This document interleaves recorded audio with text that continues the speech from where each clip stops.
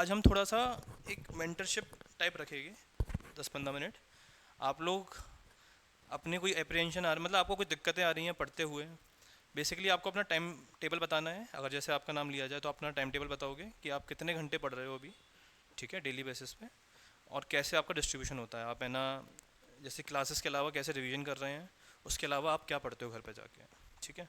आपसे स्टार्ट करते हैं, बताइए।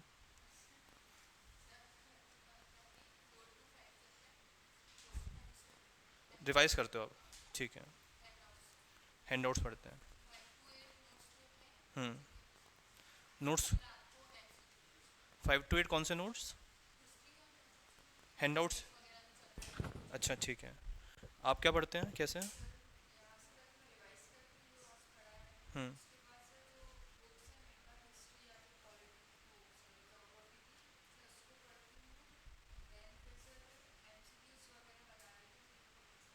ठीक है, कौन से बुक्स हैं? हम्म। ठीक है। हम्म। ठीक है, आप बताइए।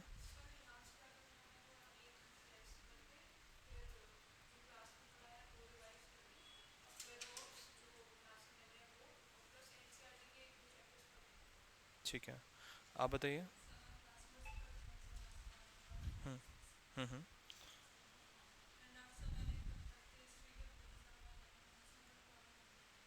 प्रॉब्लम क्या हुई थी, आप वो बताइए।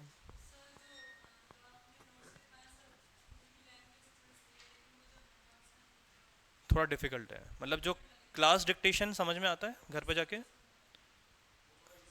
वो इजी रहता है। क्लास डिक्टेशन ज़्यादा हेल्पफुल है। मतलब जिस तरीके से क्लास में चीज़ें लिखवाई जा रही हैं उसी तरीके से हैंड आउट में चीज़ें हों, तो बेटर रहेगा।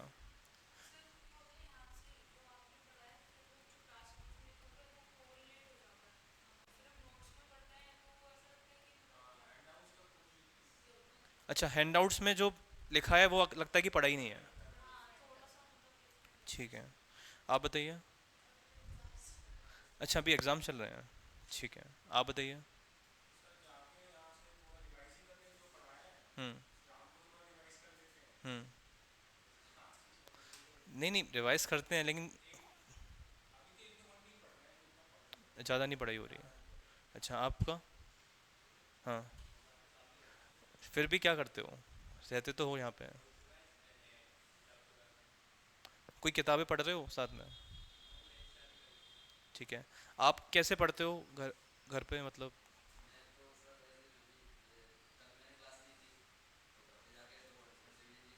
हम्म। ठीक है, तो आपका मतलब क्लास आप लिया आपने, उसके बाद 2 घंटे रिवीजन किया आपने, ठीक है। और कुछ मटेरियल पढ़ा, एनसीईआरटी वगैरह कुछ?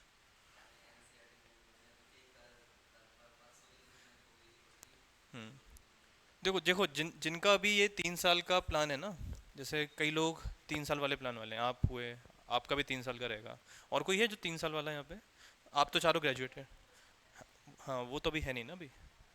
ठीक है, और आपका भी 3 साल का है ना, तो जो 3 साल वाले लोग हैं उनको बहुत ज़रूरी है कि वो एनसीईआरटीज़ को एकदम बेसिक से 6 क्लास से लेके 12th तक आपको पढ़ना है ना, इसमें कोई डाउट ही नहीं होनी चाहिए।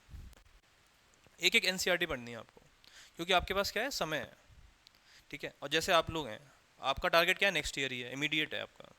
तो क्लास में जो चीज़ें पढ़ाई जा रही हैं उसके हिसाब से आपको एनसीईआरटीज़ देखनी है। जैसे आपके लिए जो काम की एनसीईआरटीज़ होती हैं वो होती हैं 9 से लेके 12 तक, ठीक है। अब इसमें भी जैसे ज्योग्राफी है तो उसमें आप 11 से स्टार्ट कर सकते हो। जैसे जो इंडियन ज्योग्राफी है उसका फंडामेंटल्स ऑफ इंडियन ज्योग्राफी एक एनसीईआरटी है, ठीक है। आप ये मत सोचना एनसीईआरटी है तो सिर्फ यूपीएससी में आती है। जो एनसीईआरटी है वो बेसिक चीज़ें हैं जो सबको पता होनी चाहिए, राइट, आपके सब्जेक्ट से रिलेटेड। तो उसको ऐसे मत डिफ्रेंशिएट करना कि एमपी की तैयारी कर रहे हो तो उसमें नहीं आएगा, है ना वो। तो इंडियन ज्योग्राफी जैसे आप पढ़ रहे हैं तो उसका एनसीईआरटी आपको कवर करना ही करना है, ठीक है। सेकेंडली, स्टैंडर्ड बुक रखो अपनी एक कोई, ठीक है। कोई एक स्टैंडर्ड बुक रखो। वो स्टैंडर्ड बुक हमेशा नहीं पढ़नी होती है। स्टैंडर्ड बुक का मतलब कुछ भी हो सकता है, चाहे वो कोई कोचिंग के नोट्स हो सकते हैं, चाहे वो आपकी कोई ऑथर हो सकता है। स्टैंडर्ड बुक्स का यूज़ किस तरीके से करते हैं कि आपका कुछ डाउट आया कोई टॉपिक में, मतलब हो सकता है क्लास में भी पढ़ के कुछ डाउट आ जाए आपको, ठीक है, हो सकता है आप कुछ एनसीईआरटी पढ़ रहे हैं उसमें चीज़ इतने तरीके से एक्सप्लेन ना हो, तब आपका वो सोर्स होना चाहिए क्या, स्टैंडर्ड बुक।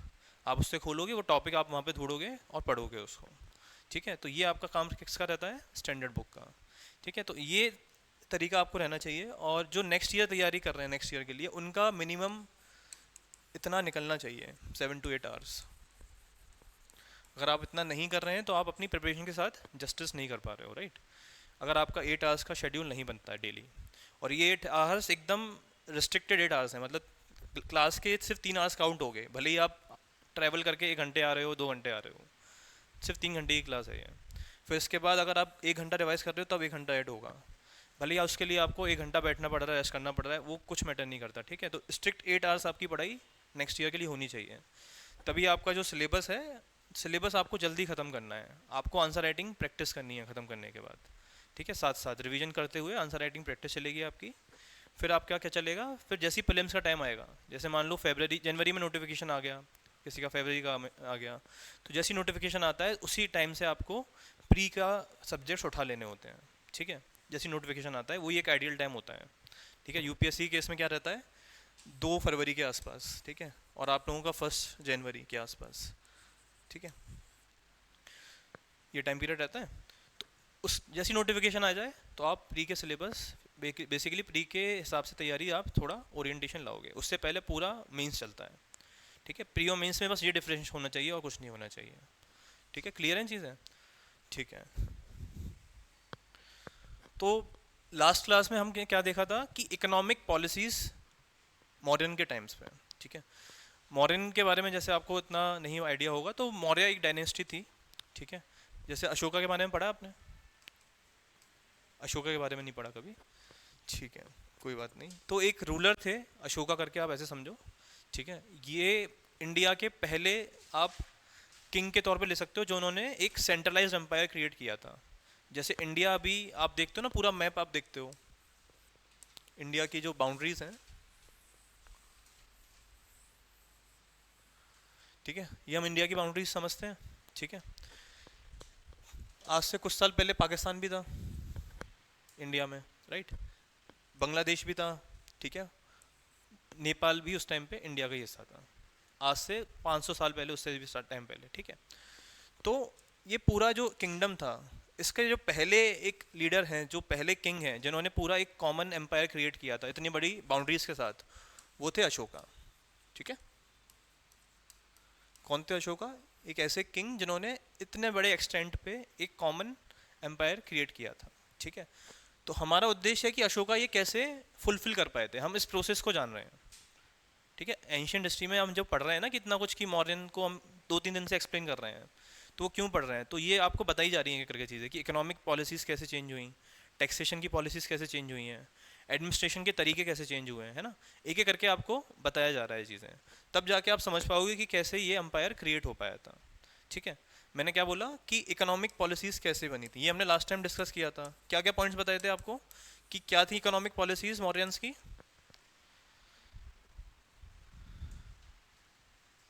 बताओ। नो, हाँ, ठीक है, कि प्राइवेट लैंड होना चालू हो गया था। बेसिकली हमने पढ़ा था कि जो पीजेंट्स के लिए लैंड दिया जाता है खेती करने के लिए, फार्मिंग करने के लिए, इनके टाइम पे क्या हुआ, मॉडर्न्स ने क्या किया, डेडिकेटेड लैंड देना स्टार्ट कर दिया। पहले कम्युनिटी में लैंड दिया जाता था कि ये कुछ एरिया है, इस पे आप सब लोग मिलके खेती करो, ठीक है। पहले ऐसी खेती होती थी, ऐसा नहीं होता था कि मेरे 2 बीघा ज़मीन है, मेरी 3 बीघा ज़मीन है, ठीक है। इसका पहला एविडेंस कहाँ देखने को मिलता है, मॉडर्न टाइम में। ये हमने पढ़ा था कि एक डेफिनेट अमाउंट ऑफ लैंड एक फैमिली को दिया जाता था, और फैमिली का काम होता था इस पर खेती करना, ठीक है। मैंने पॉइंट बोला कि privatisation of land kind of मॉडर्न्स ने स्टार्ट किया था। इससे पहले जैसे ऋग्वैदिक सोसाइटी है, उसमें ये सब नहीं होता था। ऋग्वैदिक सोसाइटी में क्या है कि कॉमन लैंड है, क्योंकि उस टाइम पे जनता ज़्यादा थी नहीं, पॉपुलेशन, हमने क्या फीचर देखा था, कहाँ का फीचर था, मौर्यन का, ठीक है। एक दिन नहीं पढ़ा है तो इतना सब भूल गए।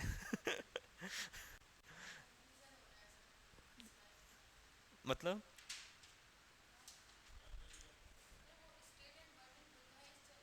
हाँ हाँ, देखो मैं बता रहा था कि हमने इकोनॉमिक पॉलिसीज़ के बारे में पढ़ा था, मॉडर्न्स की कुछ इकोनॉमिक्स पॉलिसीज़, आपका लास्ट टॉपिक ही ये था।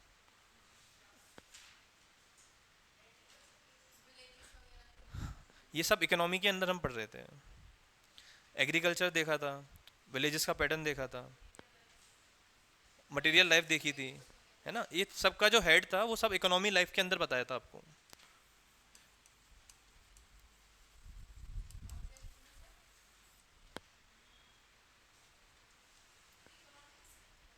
मौर्यास के टाइम पे हमने देखा था बिम्बिसार अजात शत्रु वगैरह की जो पॉलिसीज को हम स्टडी कर रहे थे ना वन बाय वन, तो ये सब मौर्यास में तो आते हैं।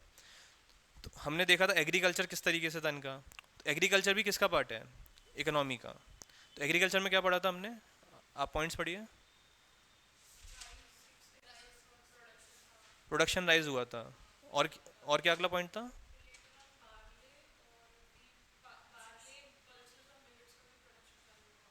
ठीक है।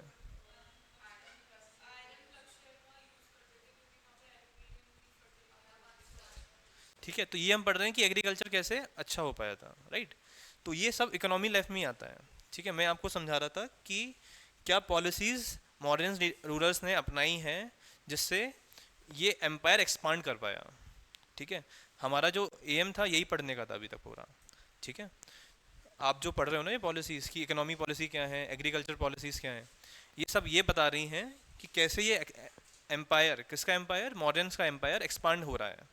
ठीक है, सबसे पहले जैसे हम पढ़ते हैं कि इन लोगों ने क्या किया था, आपने आर्मी के बारे में पढ़ा था कि स्टैंडिंग आर्मी एक मेंटेन करी थी। ये वर्ड याद है।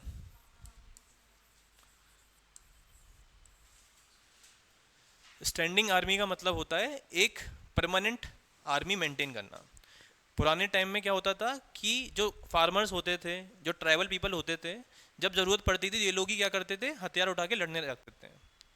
ये बताया था मैंने आपको, आर्यंस के टाइम पे और वैदिक टाइम पे यही होता था, है ना। कोई ऐसे परमानेंट आर्मी वाले ट्रूप्स नहीं होते थे कि आप है ना सिर्फ एक आदमी को वेजेस दे रहे हो लड़ाई करने के लिए। स्टैंडिंग आर्मी का मतलब ये है कि आपको एक पर्टिकुलर इंसान को पेमेंट दोगे, उसका काम क्या रहेगा, सिर्फ और सिर्फ लड़ाई करना। ठीक है, आर्यंस के टाइम पे बेसिकली ये चीज़ नहीं थी। ठीक है, लेकिन मॉडर्न्स ने ये चीज़ इम्प्लीमेंट की थी, एक स्टैंडिंग आर्मी मेंटेन की थी। ठीक है, उसका एक्सटेंट हमने देखा था कितना था, 2 लाख इन्फेंट्री। ठीक है, 6,000 आपके वॉर एलिफेंट्स, 60,000 की, 6,000 वॉर एलिफेंट, 60,000 की कैवलरी। ठीक है, ये सब मैंने लिखवाया था आपको। ठीक है, इसका क्या मतलब था कि एक स्टैंडिंग आर्मी मेंटेन करी थी। स्टैंडिंग आर्मी कौन मेंटेन कर रहा है, मौर्यास। अब इतने सारे लोग सिर्फ आपके आर्मी में तैनात हैं। ठीक है, किसके लिए, लड़ाई करने के लिए। तो इन आदमियों को आपको फीड करना रहेगा ना, आपको खाना खिलाना रहेगा इन लोगों को, और क्या करना रहेगा, इनको वेजेस देनी रहेंगी। ठीक है, अब पहले का नेचर समझो, गांव का जो नेचर होता था, ये हम एक नॉर्मल गांव की बात करेंगे, वो गांव के लोग क्या करेंगे, खेत पे फसल उगाएंगे। ठीक है, कुछ लोग अपना क्राफ्ट्समैन का काम करेंगे, आर्ट्स एंड क्राफ्ट्समैन का। कुछ लोग इसमें से एलाइट पीपल हो गए लाइक ब्राह्मण्स एंड क्षत्रियास। ठीक है, ये एक नॉर्मल विलेज है। ठीक है, अब जो फार्मर्स जो खाना उगा रहे हैं, ये एक तो खुद का भी फीडिंग करेंगे, और क्या करेंगे, दूसरों के लिए भी तो खाना देंगे ना, जो दूसरे लोग हैं। ठीक है, तो मैंने बोला जब ज़्यादा लोग हो जाएंगे, इतने ज़्यादा लोग, तो डिमांड बहुत ज़्यादा बढ़ जाएगी। तो खेती के लिए आपको बड़ा लैंड चाहिए रहेगा। ठीक है, ये पढ़ा था हमने कि खेती के लिए ज़्यादा लैंड की रिक्वायरमेंट होगी। ठीक है, तो उसके लिए क्या होगा, ज़्यादा फॉरेस्ट को काटा जाएगा। ठीक है, ये पढ़ा था हमने। जब फॉरेस्ट ज़्यादा काटे जाएंगे तो क्या होगा, और जो फॉरेस्ट एरिया है वो कम होगा, और लैंड हमारा एक्सपांड हो रहा है किंगडम का, जो पहले मान लो इतना बड़ा किंगडम था। ठीक है, इसमें ये पूरा क्या है, फॉरेस्ट है पीछे, ये इतने में लोग रह रहे हैं। जब रिक्वायरमेंट इनको फील होगी तो ये पूरा कन्वर्ट किसको कर देंगे, एक किंगडम में, कॉमन में। ठीक है, अब पूरा ये किंगडम इतना बड़ा हो गया। ठीक है, जब और रिक्वायरमेंट बढ़ती जाएगी तो ये फैलता जाएगा किंगडम। अब किंगडम क्या फैलता जा रहा है, तो इससे क्या हो रहा है, एक्सपांशन हो रहा है, हम यही पढ़ रहे हैं। तो हमने बोला कि अशोका या फिर ये मॉडर्न रूलर्स एक पहले ऐसे एंटिटी बने जिन्होंने एक इतना बड़ा एम्पायर क्रिएट किया। ठीक है, तो इसके हम रीजंस एक्सप्लोर कर रहे थे कि उस टाइम पे क्या इकोनॉमी रही थी, क्या टैक्सेशन रहा था, क्या किस तरीके से इन लोगों ने एडमिनिस्ट्रेशन किया था। एडमिनिस्ट्रेशन का मतलब क्या होगा, टैक्स वसूलना, ठीक है, और क्या करना, विलेज को रूल करना। विलेज का जैसे अभी सरपंच देखते हैं आप, विलेज का एक सरपंच होता है, वो क्या करता है, रूल्स निर्धारित करेगा कि लोगों को किस तरीके से अभी रहना है। ठीक है, कौन खेती करेगा, कौन जुताई करेगा, ये पहले सरपंच डिसाइड करते थे। ठीक है, तो ये काम भी इन लोगों के हम देखेंगे कि ये लोग कैसे करते थे सारे काम। ठीक है, फर्दर हम देखेंगे कि जो आर्मी मेंटेन की गई थी, ठीक है, इसका क्या पर्पस होता था। तो एक एक करके हमने चीज़ें स्टडी करी थी। तो लास्ट आपका क्या पॉइंट था, एग्रीकल्चर कैसा था और क्रॉप्स कैसा था। ठीक है, यहाँ पे मैंने आपको लिखवाया भी था कि यहाँ पे हमारी इकोनॉमी जो इनकी थी वो हमने समझ ली है पूरी। इससे पहले एग्रीकल्चर से पहले क्या पॉइंट लिखवाया था, विलेजेस, उसमें क्या लिखवाया था। ठीक है। हम्म, मैंने बताया था कि मॉडर्न्स के टाइम पे 3 टाइप की विलेजेस थी। पहली टाइप की विलेज कैसी होती है वो देखो, जो मैंने मॉडल बनाया था ना, मैं ये बात समझा रहा हूँ कि उस टाइम पे विलेजेस कैसी होती थी। किस टाइम की बात हो रही है, मॉडर्न टाइम। मॉडर्न टाइम क्या है, मॉडर्न टाइम एक ऐसा पीरियड है जहाँ पे सिटीज़ का एक्सपांशन हो रहा है, किंगडम का एक एक्सपांशन हो रहा है। और ये चीज़ यूनिक है मगध किंगडम के लिए। क्यों यूनिक है मगध किंगडम के लिए, क्योंकि बाकी जो किंगडम्स थे उन्होंने इतना अटैक दूसरे किंगडम्स पे नहीं किया था। ठीक है, मॉरियंस ने क्या किया था, दूसरे किंगडम्स पे अटैक करके, इनकी एस्पिरेशन थी कि हमारा किंगडम बहुत बड़ा हो। ठीक है, ये पढ़ा था हमने। ठीक है, तो मैंने 3 टाइप की विलेज बनाई थी। पहली टाइप की विलेज क्या थी, जिसमें सब लोग थे। कौन कौन कैटेगरी लिखवाई थी सब लोगों की, आर्ट्स एंड क्राफ्ट्स थे, आपके जो एलाइट पीपल थे वो भी रहते थे। ठीक है, बेसिकली नोबिलिटी और पीजेंट्स। ठीक है, ये 3 कैटेगरी के लोग एक जगह पे मिलके रह रहे हैं। ठीक है, एक टाइप की विलेजेस में। दूसरी टाइप की विलेजेस क्या बताई थी, सिर्फ आर्ट्स एंड क्राफ्ट्स के जहाँ पे काम होगा। तो जैसे आप देखते हो अलीगढ़ है। ठीक है, अलीगढ़ किसके लिए फेमस है, ताले के लिए, है ना, राइट। आगरा किसके लिए फेमस है, ताले, ताले, लॉक। पेठे के लिए नहीं, आप वो बताओ कि कौन सी इंडस्ट्री है वहाँ पे, लेदर की इंडस्ट्री है ना, लेदर की इंडस्ट्री है। ठीक है, ऐसे बनारस में क्या है कि चंदेरी साड़ियाँ मिलती हैं, राइट। तो हर, ये आप क्या देख रहे हो कि ये एक जो डिस्ट्रिक्ट है एक पर्टिकुलर टास्क के लिए फेमस है ना। तो अब आप समझो ये डिस्ट्रिक्ट तो अभी बनी है, पहले ये क्या रही होंगी, ये वाली विलेजेस थी। कैसी विलेजेस थी, जिस एक विलेज का काम क्या होगा, एक पर्टिकुलर चीज में स्पेशलाइजेशन करना। ठीक है, तो इस तरीके से इनकी स्टार्टिंग हुई है। हम पढ़ रहे थे कि है ना, कुछ शहर थे उस टाइम पे जो प्रोलिफरेट होने लग गए थे। किस तरीके से प्रोलिफरेट हो रहे हैं वो, हाँ, ये सब बताया था। तो हम क्या समझ रहे थे इसके थ्रू, हम इकोनॉमी समझ रहे हैं उस टाइम की। ठीक है, इकोनॉमी के अंदर हमने समझा कि विलेजेस इस टाइप की थी। ठीक है, फिर हमने क्या समझा था, एग्रीकल्चर कैसा था। ठीक है, और क्या हेडिंग डाली थी इसके पहले, राइटिंग्स बताई थी आपको। राइटिंग्स में मैंने क्या बताया था, ठीक है, मटेरियल है बताई थी। हाँ, मैंने आपको बताया था बुक कीपिंग के बारे में। अब ये समझो क्या समझा रहा हूँ मैं। मैंने समझाया कि पॉपुलेशन बहुत ज़्यादा हो गई है मॉडर्न टाइम्स में। ठीक है, सपोज करो कि आर्यन टाइम्स में इतने लोग रहते थे, मॉडर्न टाइम्स में कितने लोग रहने लग गए हैं, इतने सारे। ठीक है, जब इतने लोग रह रहे थे, तो मान लो इसमें मान लो 2000 लोग रह रहे हैं इतने एरिया में। ठीक है, अब 2000 लोगों को एक जगह इकट्ठा करना करना भी आसान रहता है। ठीक है, आप 2000 लोगों को आराम से एक जगह इकट्ठा करके आप उनकी बात भी सुन सकते हो। लेकिन मान लो 2 लाख लोग रह रहे हैं, क्या आप इनको सभा समिति में इकट्ठा कर पाओगे, बताइए। जो सभा समिति का सिस्टम चल रहा था वैदिक टाइम पे, क्या वो अब हो पाएगा, लोग ज़्यादा हो चुके हैं। ठीक है, तो अब क्या होगा, हम देखेंगे कि सेंट्रलाइजेशन बढ़ जाता है। सेंट्रलाइजेशन क्यों बढ़ रहा है, क्योंकि इतने सारे लोगों को मैनेज कर पाना, उन सबकी बातें सुन पाना अब आसान नहीं है। आपको क्या चाहिए, कुछ चुनिंदा लोग चाहिए जो इतने लोगों पे मिलके रूल कर सकें। ठीक है, रूल कर सकें, यही लोग क्या करेंगे, इनके लिए क्या बनाएंगे, रूल्स बनाएंगे। ठीक है, ये किस तरीके से इनको रिचुअल्स प्रैक्टिस करने हैं, उस टाइम पे वो भी जरूरी होता था रिचुअल्स प्रैक्टिस करना, है ना, प्रीस्ट लोग रिचुअल्स प्रैक्टिस कराते थे आपको। तो वो कैसे होगा ये भी ये लोग बताएंगे, कुछ फ्यू लोग। ठीक है, तो हम पढ़ते हैं कि कुछ लोगों ने रूल्स एंड रेगुलेशंस क्रिएट किए थे, और उन रूल्स एंड रेगुलेशन को लिखना जरूरी हो गया था, क्योंकि आप लिखोगे नहीं इनको तो प्रोपोगेट कैसे करोगे। तो इसके लिए क्या हुआ था, राइटिंग स्टेब्लिश हुई थी, टेक्स्ट आए थे बहुत सारे। क्या बोला कि कुछ लोग क्या करेंगे, रूल्स बनाएंगे, किन के लिए, इतने सारे लोगों को रूल करने के लिए। ठीक है, तो क्या निकलेंगी, राइटिंग्स क्रिएट होंगी, और उन राइटिंग्स को प्रोपोगेट करने के लिए आपको एक जगह लिखना पड़ेगा। ठीक है, तो हम पढ़ते हैं कि बुक कीपिंग जो है पहले टाइम पे कब आई थी, मॉडर्न के टाइम्स में आई थी। इससे पहले सारी जो इन्फॉर्मेशन होती थी वो कैसे प्रोपोगेट हो रही थी, सिर्फ बोलकर, ठीक है, सुनकर। ठीक है, तो ये आप क्या समझ रहे हो यहाँ से, अब इसी के थ्रू क्या होगा, जब आपने रूल्स एंड रेगुलेट क्रिएट किए, रूल्स एंड रेगुलेशंस क्रिएट किए, कस्टम्स क्रिएट करे, तो टैक्सेशन भी रिटर्न फॉर्म में जाने लग गया। कि किसी जैसे हमने पढ़ते हैं कि पीजेंट्स को 1/6 टैक्स देना पड़ता था। ठीक है, तो ये चीज़ें नोट की जाने लगी। कहाँ पे नोट होने की जाने लगी, ये किताबों में नोट होने जाने लगी। आज हम और देखेंगे कि किस तरीके से एडमिनिस्ट्रेशन होता था किस टाइम पे, मॉडर्न टाइम्स में। तो हम पढ़ेंगे कि अलग अलग अधिकारी नियुक्त किए जाते थे। ठीक है, जैसे ग्रामीण है, तो ग्रामीण को क्या मतलब क्या होता है, ग्रामीणी जो हम पढ़ते हैं एक वर्ड होगा ग्रामीणी, तो ये विलेज हेडमैन है।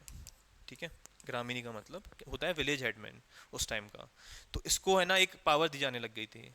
ठीक है, मैंने आपको ये भी बताया था कि जो ब्राह्मण्स थे उनको क्या दिया जाता था,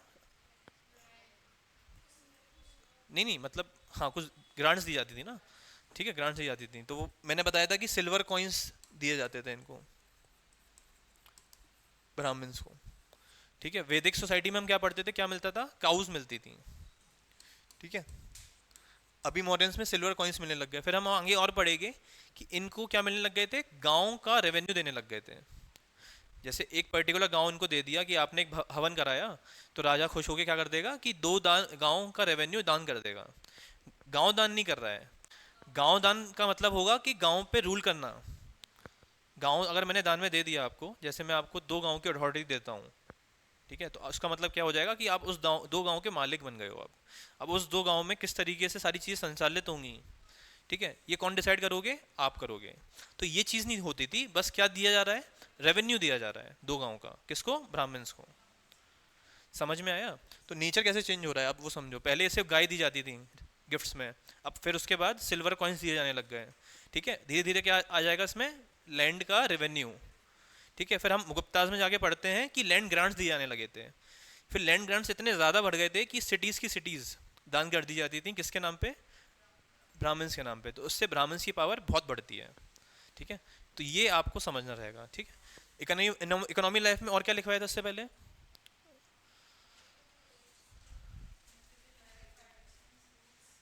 आर्टिसंस के बारे में बताया था। आर्टिसंस भी क्या थे, इकोनॉमी का पार्ट है ऑब्वियसली। आर्टिसंस का मतलब क्या समझते हो, जो आर्ट एंड क्राफ्ट कर रहा है। आर्ट एंड क्राफ्ट कर रहा है यानी कि उस टाइम की आर्ट एंड क्राफ्ट क्या क्या थी।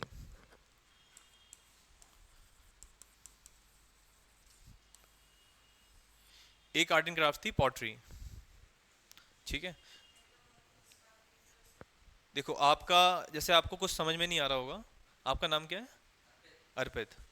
तो अर्पित, उस टाइम पे जो सारी चीज़ें स्टोर की जाती थी, क्योंकि हमारे पास कुछ स्टोरेज के लिए कुछ सामान होता नहीं था, तो पॉटरी का यूज़ करते थे सब चीज़ को स्टोर करने के लिए। पॉटरी का मतलब समझते हो, मतलब घड़े, मिट्टी के घड़े इस टाइप के। ठीक है, तो ये एंशियंट टाइम्स में सबसे पहले, जो पुराने ज़माने में जैसे वैदिक पीरियड होता था एक।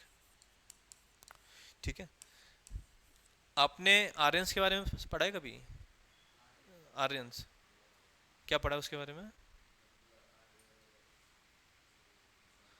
पुराने ज़माने में कुछ लोग होते थे, ठीक है, जो क्या थे, बाहर से आए थे।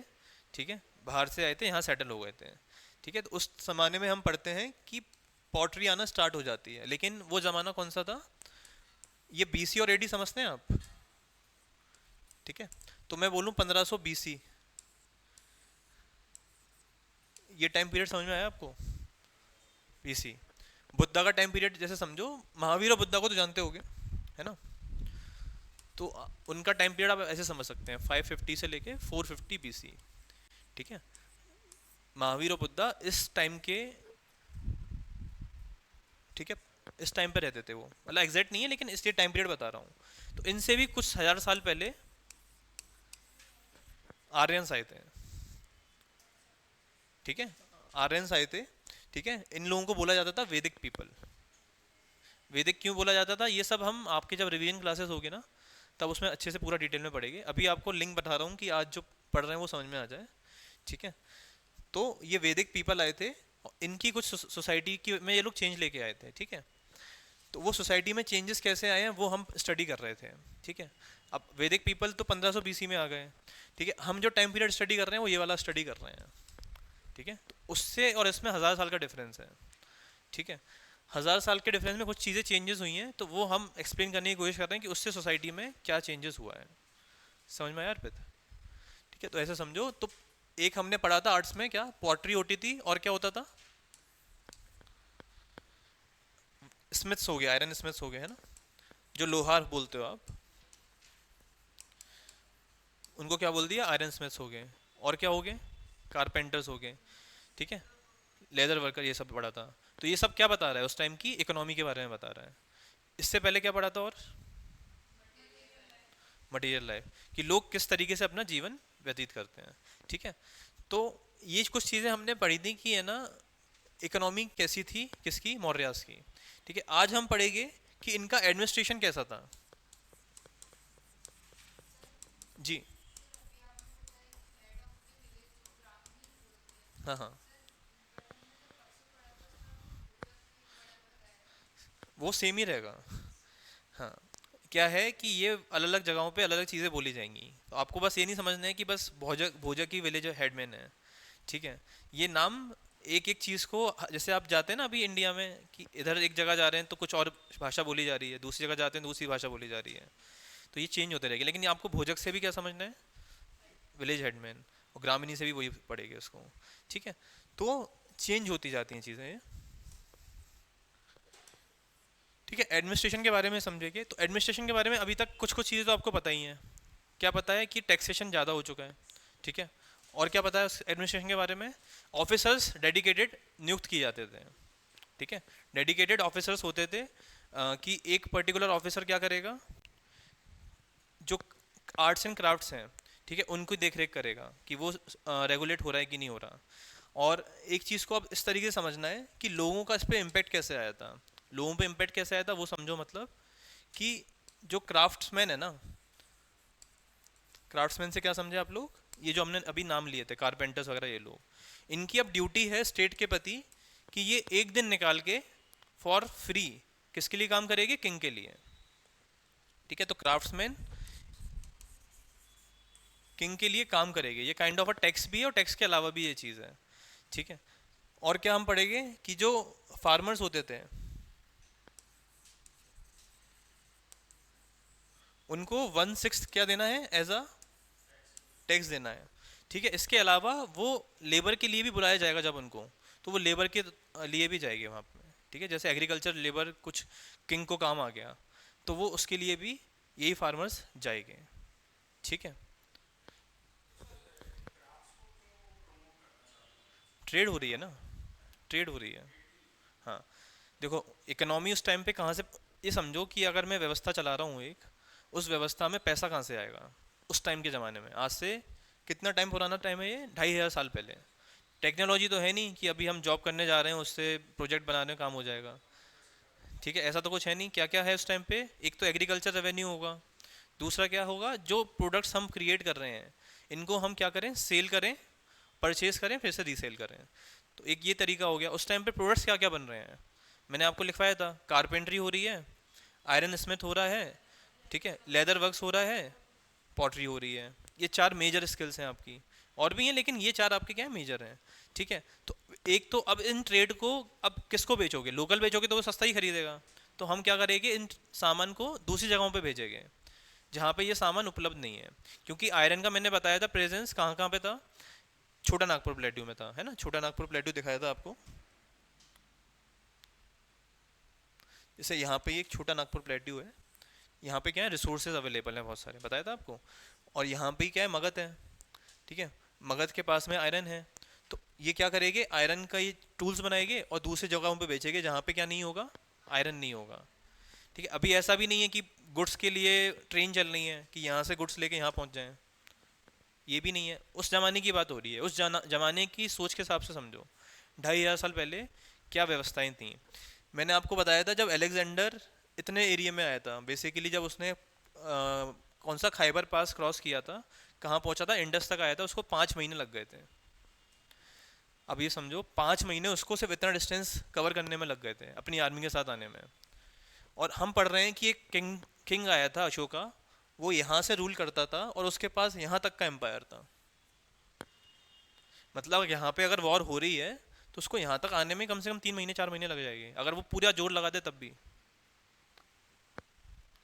एक्सटेंड समझो हम क्या समझना चाह रहे हैं कि कैसे ये रूल पॉसिबल हो पाया। अभी तो क्या करते हैं, यहाँ से एक मैंने नोटिस जारी किया दिल्ली से और मैंने बोल दिया यहाँ पे इसको गिरफ्तार करो, तो ये गिरफ्तार हो जाता है।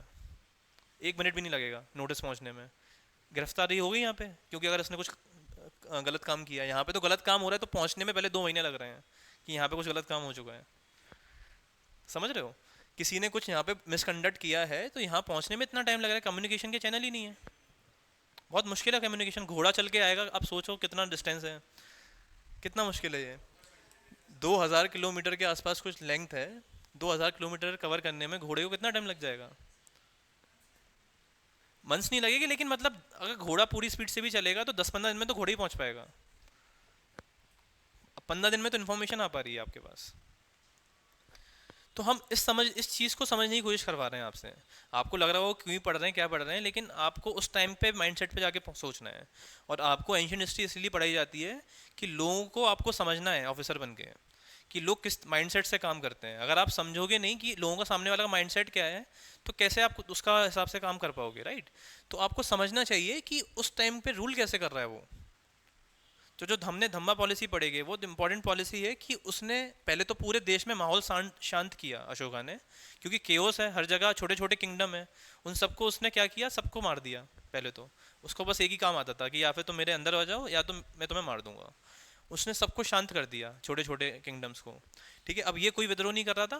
फिर उसने क्या किया, सबको, चाइना में क्या हुआ था 1950s में, चाइना के बारे में सुनोगे तो चाइना ने, वो इंडिया जैसा ही था चाइना, कि यहाँ वहाँ पे भी छोटे छोटे प्रिंसिपैलिटीज़ थी। ठीक है, लोग क्या कर रहे थे, विद्रोह कर देते छोटी छोटी चीज़ों पे। ठीक है, कोई किसी की सुनता नहीं था, इंडिया से समझ लो। तो एक इंसान आए थे माओ, ठीक है, माओ जुजोंग, आप बस माओ से याद रख लो। इन्होंने क्या किया, कम्युनिस्ट पॉलिसीज अपनाई कि जिसके पास लैंड है वो तुम्हारा लैंड नहीं है, वो पूरा लैंड किसका है, स्टेट का। ठीक है, कम्युनिस्ट पॉलिसी होती है। ठीक है, ये मैं समझा रहा हूँ आपको। तो उसने ये पॉलिसी लेके आया कि जो भी तुम्हारा लैंड है वो स्टेट का लैंड है, अब तुम्हारा कोई लैंड नहीं है। ठीक है, अब सब लोग क्या होगा, लैंडलेस हो गए। जिसने विरोध किया उसको मार दिया, जिसने विरोध किया उन सबको मार दिया। कितने लोग मर गए, मिलियंस में लोग मरे हैं। ठीक है, तो वो क्या कर रहा है, वो सुधार रहा है बेसिकली, अगर तरीके से देखा जाए कि तुम कंट्री को सुधारने की कोशिश कर रहा है वो, कोशिश समझ सकते हैं। अब उसने जो विद्रोह कर रहा था सबको शांत कर दिया। अब वो नई पॉलिसीज लेके आया कि मेरी जो स्टेट है, मतलब मेरा जो चाइना देश है, वो इन पर्टिकुलर पॉलिसीज पे चलेगा। हम अपनी पॉलिसीज में इक्वल डिस्ट्रीब्यूशन ऑफ रिसोर्सेज करेंगे। ठीक है, और हम क्या करेंगे, इक्वल डिस्ट्रीब्यूशन रिसोर्सेज का मतलब है कि तुम्हें तुम्हें जितना अधिकार मिल रहा है तुम्हें भी उतना ही अधिकार मिलेगा। ठीक है, तुम्हें भी उतना ही मिलेगा, इक्वली डिस्ट्रीब्यूटेशन होगा। ऐसा नहीं कि आपके पास ज़्यादा कमाई हो रही है तो आपके पास ज़्यादा है, कम्युनिस्ट का मतलब ये होता है। ठीक है, तो उसने सबसे पहले इक्वल डिस्ट्रीब्यूशन ऑफ रिसोर्सेज करे माओ ने। ठीक है, और क्या किया उसने माओ ने, फिर उसने लोगों को जॉब क्रिएट करने के लिए इंडस्ट्रीज क्रिएट करे। ठीक है, अब है ना, छोटे छोटे इंडस्ट्रीज। अभी हम देखते हैं एमएसएमईज जो वहाँ पे इतने ज़्यादा हैं, आप जो घर की पानी की मोटर भी खरीदते हो ना, वो चाइना से आती है। तो वो इतना आसान नहीं है कि उन्होंने अभी 20 साल में इतना किया है, उसकी नींव आज से 70 साल पहले रखी जा चुकी थी। ठीक है, ये नींव 70 साल पहले रखी जा चुकी है एमएसएमईज के थ्रू। छोटी छोटी इंडस्ट्री तैयार करी, जो छोटे हम जो पढ़ रहे थे ना, एक गांव सिर्फ एक ही चीज़ कर रहा है, कारपेंटरी कर रहा है। तो ऐसे ही वहाँ पे उन्होंने बहुत सारे गांव बनाए होंगे, वो गांव शहर में बने, फर्दर अब वो इंडस्ट्रीज बन चुके हैं और टेक्नोलॉजी का अडॉप्ट करके अब वो एक्सपोर्ट कर रहे हैं। ठीक है, तो ये उसने चेंजेस लेके आया माओ ने। तो अशोका का भी कुछ ऐसा ही प्रिंसिपल था, जो सब विद्रोह कर रहे थे उन सबको उसने क्या किया, दबाया था। ठीक है, इसके लिए उसने कुछ एडमिनिस्ट्रेटिव मेजर्स लिए थे। ठीक है, कुछ टैक्सेशन लेके आएगा। ठीक है। किसी को ज़्यादा पैसा कलेक्ट नहीं करने देगा, क्योंकि किसी के पास भी अगर ज़्यादा पैसा कलेक्ट हो गया इंडिविजुअल के पास, तो वो क्या कर सकता है, एक बहुत अच्छी कमांड एस्टेब्लिश कर सकता है, क्योंकि वो लोगों को हायर कर सकता है कि तुम मेरे लिए काम करो, मैं तुम्हें पैसा दूंगा। ठीक है। मैं तुम मेरे लिए वॉर करो, मैं तुम्हें पैसा दूंगा। इंसान तो एंड में पैसे के लिए जी रहा है, राइट। तो वो स्टेट के अगेंस्ट जाके विद्रोह भी क्रिएट कर सकता है। ठीक है। तो विद्रोह पैदा ही मत होने दो, इस तरीके से उसने काम किया था। तभी यहाँ पे बैठ के वो यहाँ तक का एरिया पूरा मैनेज कर पाता था। ठीक है। तो हमें ये चीज़ समझना है, हमें इस माइंडसेट से देखना है कि अशोका ने उस टाइम पे किस तरीके से एडमिनिस्ट्रेटिव मेजर्स लिए हो गए। ठीक है, समझ में आया थोड़ा? कुछ क्लियर हुआ आपको? नहीं हुआ तो बता दो, फिर से बता दूंगा। क्या समझ में नहीं आया वो? समझ में नहीं आया वो बताऊंगा, पूरा नहीं बताऊंगा।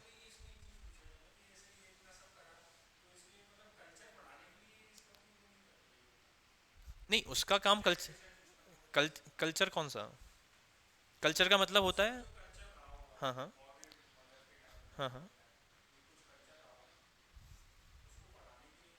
नहीं, उसका जो, देखो, हर किंग का एक गोल फिक्स है कि उसका गोल क्या है। उसका गोल कल्चर बढ़ाना नहीं है, उसका गोल क्या है, किंगडम को बड़ा करना और उसको रूल करना। ठीक है। कल्चर बढ़ाने के लिए नहीं है। जो उसने बुद्धिज्म अपनाया उसको ऐसा इसलिए उसने अपनाया कि बुद्धिज्म अपनाने से उसको सेल्फ, मतलब उसको बहुत अच्छा लग रहा है। उसने ये समझा कि बुद्धिज्म अगर मैं अपनाऊंगा तो इसकी जो पॉलिसीज हैं अगर मैं स्टेट में इम्प्लीमेंट कर देता हूँ तो स्टेट में शांति रहेगी। क्योंकि बुद्धिज्म क्या प्रीच कर रहा है, इक्वालिटी, वुमेन को इक्वालिटी दे रहा है वो। वर्ना सिस्टम को कम करने की कोशिश कर रहा है। वर्ना सिस्टम से क्या हो रही है, इनक्वालिटी आ रही है, लोग विद्रोह कर सकेंगे।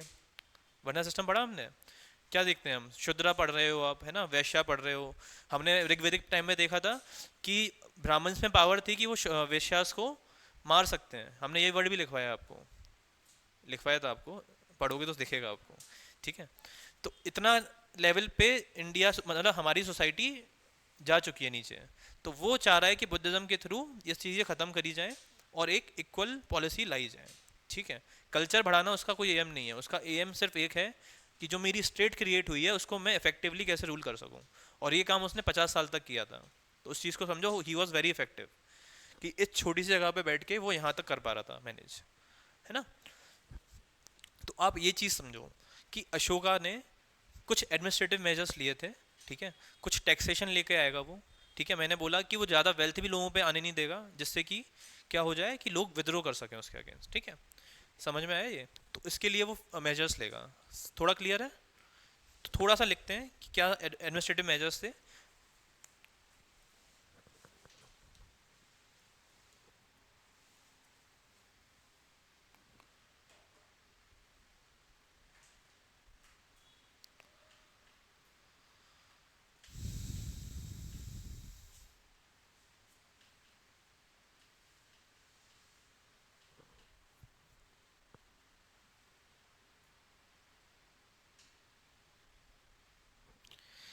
आप डालोगे heading administrative system,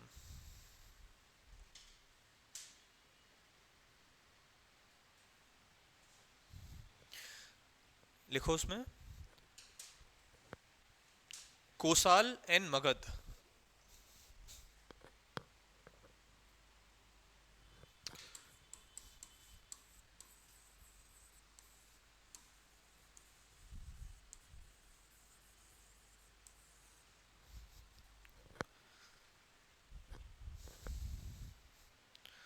कोसाल and Magadha emerged as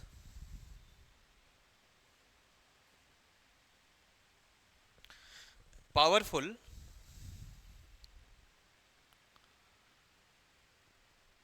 emerged as powerful and both of them and both of them were ruled by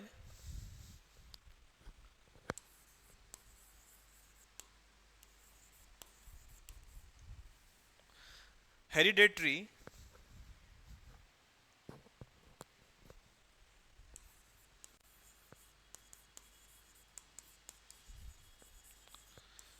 hereditary monarchs.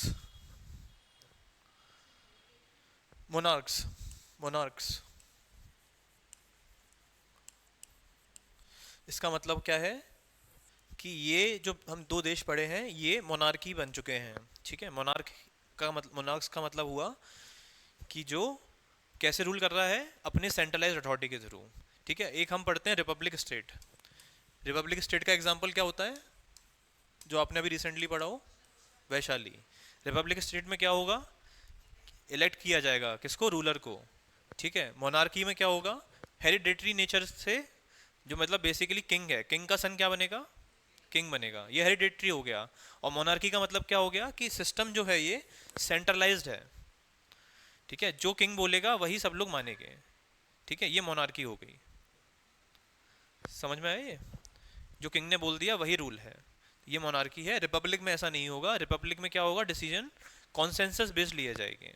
ठीक है, इलेक्टेड रूलर्स आएंगे और वो क्या करेंगे, सभा समिति के थ्रू डिसीजन लेंगे।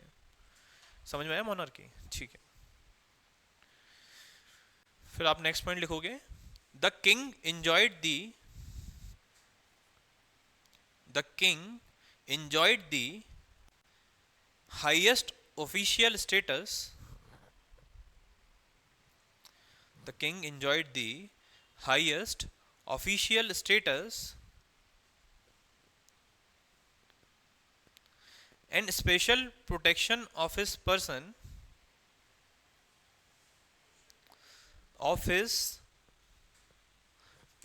and property. मतलब इसके लोगों को और इसकी प्रॉपर्टी को एक स्पेशल प्रोटेक्शन थी। किसके किसके लोगों को, मोनार्क के।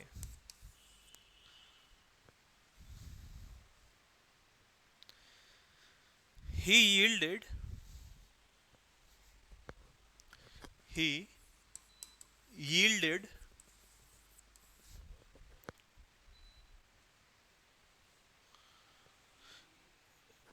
yielded ground only to great religious leaders, great religious leaders of the stature of Buddha, of the stature मतलब औधा, स्टेचर का मतलब क्या होता है, औधा। Of the stature of Buddha, line बोलना चाह रही है कि वो सुप्रीम था और वो सिर्फ किसके आगे झुकता था, बुद्धा जैसे लोगों के आगे सामने। क्यों झुकता होगा, क्योंकि बुद्धा के पास एक सिग्निफिकेंट कमांड थी। बुद्धा जो बोल देंगे लोग उसी को फॉलो करेंगे, तो किंग की मजबूरी है उसकी बात सुनना, नहीं तो वो उनकी भी नहीं सुनता। समझो इस चीज़ को। ठीक है, किंग बहुत ज़्यादा सुप्रीम पावर पे जा चुका है, उसको कोई कुछ नहीं बोल सकता।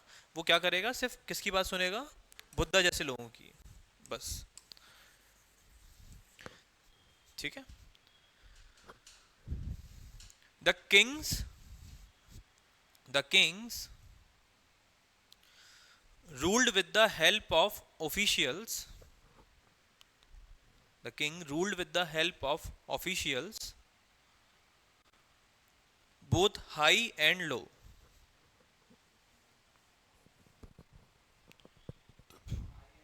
Both high and low.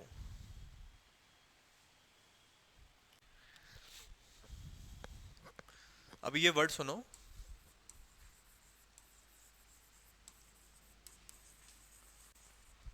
Mahamatras. ठीक है, किसी ने ये सीरियल देखा था जिसकी हम बात कर रहे हैं, अशोका? चाणक्य को देखा है किसी ने कभी? फोटो देखी है चाणक्य की? किसी ने नहीं देखी तो मैं गूगल पे खोल दूंगा अभी। नहीं देखी? कोई बात, हाँ, ये चोटी बनाने वाला।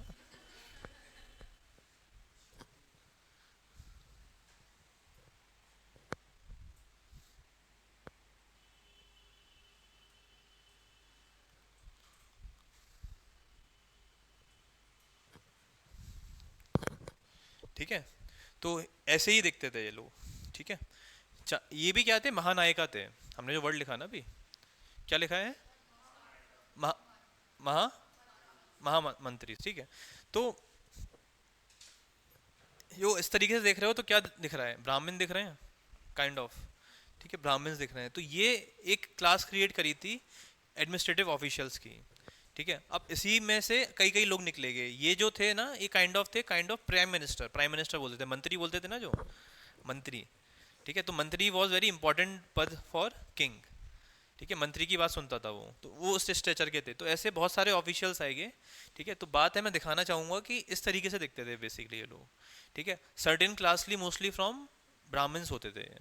ठीक है, तो ये लोग नियुक्त करे जाने लगे। तो आप लिखोगे फर्दर, द किंग्स, मतलब जो मैं रिपीट कर रहा हूँ, higher officials were called Mahamatras. ठीक है, इसके बाद बताऊंगा मैं आपको। And they performed,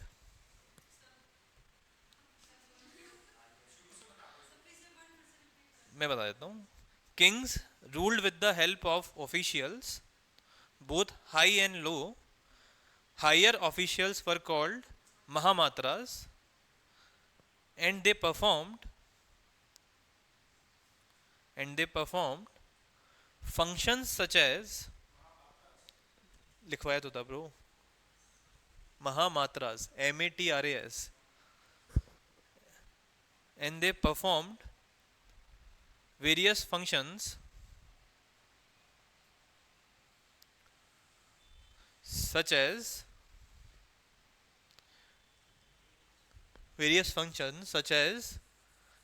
minister, bracket में लिखते जाओगे अब। मिनिस्टर को बोला जाता था उस टाइम पे क्या, मंत्री। ठीक है, मैंने क्या बताया, चाणक्य जो था वो क्या था, मंत्री। ठीक है, तो मिनिस्टर। सेकंड लिखोगे कमांडर, कमांडर।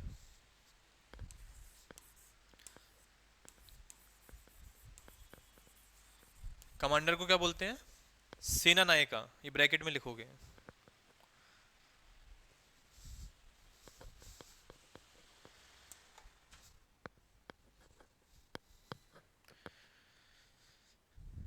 ठीक है, कॉमा, जज, chief accountant and head of royal हारेम। हारेम समझते हैं आप, हेड ऑफ रॉयल हारेम, ये वर्ड का मतलब समझते हैं, नहीं। तो जो राजा होती थी, उसकी जो रानियां होती थी, वो एक जगह जो रहती थी उसको क्या बोलते थे, हारेम। ठीक है, हारेम का मतलब क्या हुआ, एक ऐसी जगह जहाँ पे सारी रानियां, क्योंकि राजा की उस टाइम पे बहुत रानियां होती थी, अब रानियों के बच्चे वगैरह भी हो गए है ना, तो इनको एक प्रॉपर जगह चाहिए रहती थी। तो उनका एक रॉयल हारेम का एक प्रॉपर क्या रहता है, मिनिस्टर होता था उस टाइम पे, जो पूरा मैनेज करेगा। इस लेवल पे बात होती थी, समझो, मतलब बहुत सारी रानियां हैं, किसी किसी के राजा की 20 रानियां हैं। क्योंकि हम क्या पढ़ रहे हैं, मैरिज अलाइंसेस हो रही हैं। मैरिज अलाइंसेस में क्या हो रहा है कि जो राजा ने हरा दिया, तो राजा क्या करेगा, दान में अपनी बेटी दे देगा। तो बेटी कहाँ आएगी, रॉयल हारेम में। ठीक है, तो ये हारेम को क्या बोला, मतलब इस इंस्टीट्यूशन का नाम क्या दिया गया, हारेम। और इसके लिए हम देख रहे हैं यहाँ पे एक मिनिस्टर भी आ चुका है। ठीक है, जब आप लूसेंट खोलोगे तो उसमें इसका नाम भी दिया होगा कि इसको क्या बोलते हैं, लेकिन इतना इंपॉर्टेंट नहीं है, नहीं भी याद करो वो। इतना याद रख लो कि मंत्री कौन था और सेना नायक कौन था। ठीक है, फिर आप नेक्स्ट चीज लिखोगे, अ next class of officers, a next class of officers were known as was known as आयुक्तास।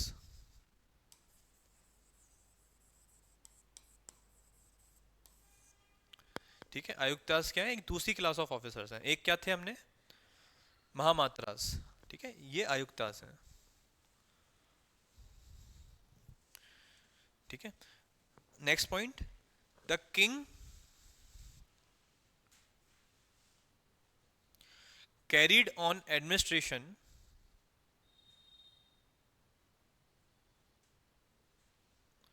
with the help of carried on administration with the help of officers।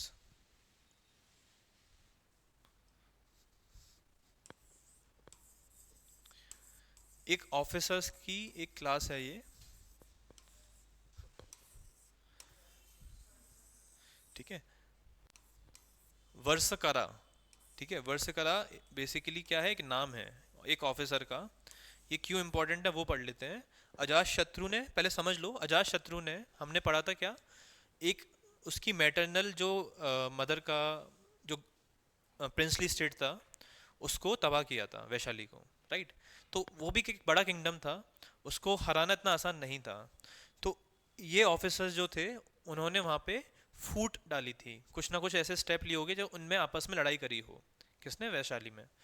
Vaishali में हमने पढ़ते हैं क्या, बहुत सारे क्लैन रहते थे, ठीक है, क्लैन थे अलग अलग, तो ये लोग आपस में लड़े। उसका रीज़न कौन था? ये बंदा, ठीक है। तो स्पेशली नाम दिया गया, यानी कि इसने कुछ सिग्निफिकेंट काम किया होगा वहाँ पे, ठीक है। तो ऐसे ऑफिसर्स नियुक्त किए जाने लगे, बेसिकली आप स्पाइस बोल सकते हो। जो भी आप देखते हैं कि हम जाते हैं, हमारे स्पाइस दूसरे देश में जाते हैं। अभी साइलेंट किलिंग हो रही थी पाकिस्तान में, किसी ने देखा हो तो, देखा है, सुना सुना होगा एटलीस्ट, कि हाँ कुछ एजेंट लोगों को मारते हैं, ठीक है, दूसरे देश में जाके। तो ये भी आप समझिए उस देश का कुछ एजेंट रहा होगा जिसने कुछ काम करवाया। क्या काम करवाया कि उनको आपस में लड़ा दिया, जिससे कि वो सेंट्रलाइज्ड एक यूनिट ना क्रिएट कर सकें जब अजातशत्रु उस पर अटैक करेगा वैशाली में, ठीक है। तो ये नाम याद रख सकते हो आप, वर्षकरा है ये एक, किसका नाम है? ऑफिसर का नाम है, ठीक है, मगध का ऑफिसर था ये। इसके आगे आप लिखोगे ही सक्सीडेड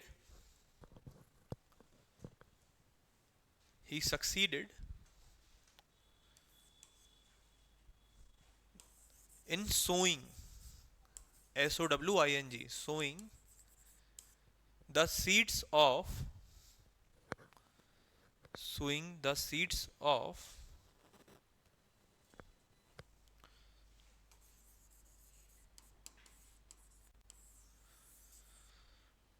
dissension। डिसेंशन का मतलब होगा यहाँ पे विद्रोह, ठीक है।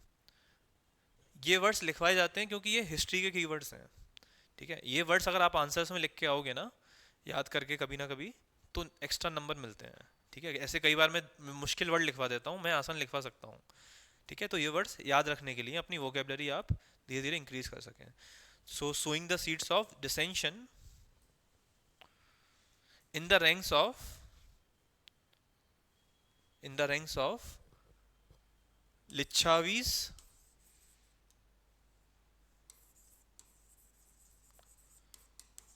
Lichavis of Vaishali।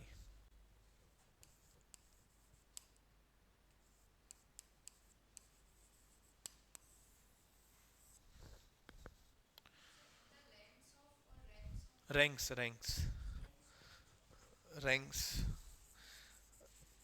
रैंक्स का मतलब क्या होगा? जो वहाँ के रूलर्स हैं। लाइन का मतलब, रैंक्स को मतलब रिप्रेजेंट किया जाता है रूलर के लिए। In the ranks of Vaishali, Licchavis of Vaishali. ये लाइन समझ में आई? वो जो मैंने बोला था ना, उसी को लिखा है ये, ठीक है। Next point,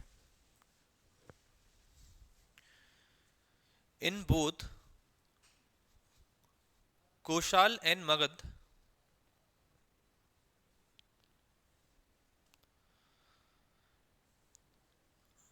punch-marked coins punch-marked coins made of silver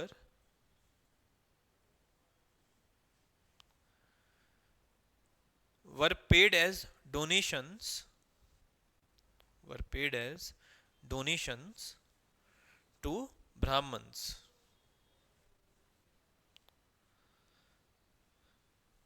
Full stop.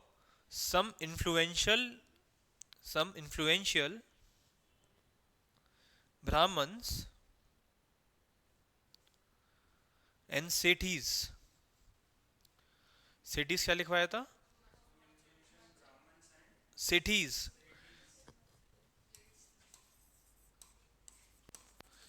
Basically बड़े ट्रेडर्स को बोलते हैं, बड़े ट्रेडर्स को, राइट, बड़े मर्चेंट्स को। सो क्या लिखा हमने? Some influential Brahmins and Sethis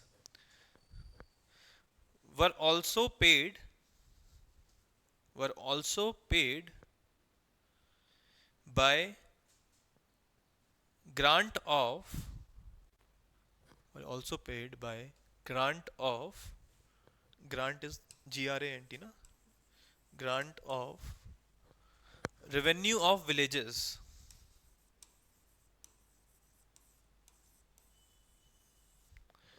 revenue of villages,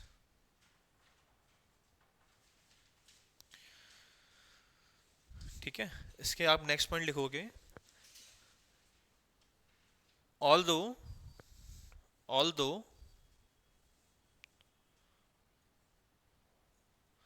they were not given they were not given any administrative authority.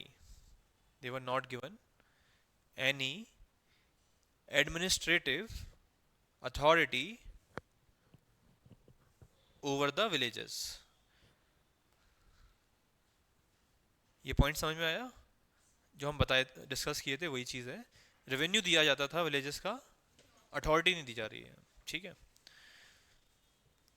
The rural, next point आएगा, the rural administration,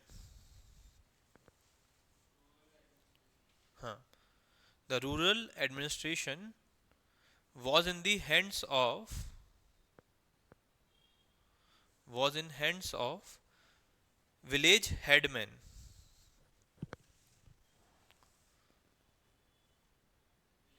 Headmen, HEADMEN.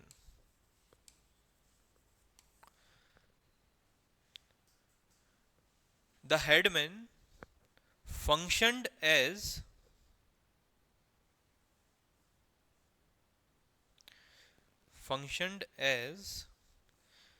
leaders of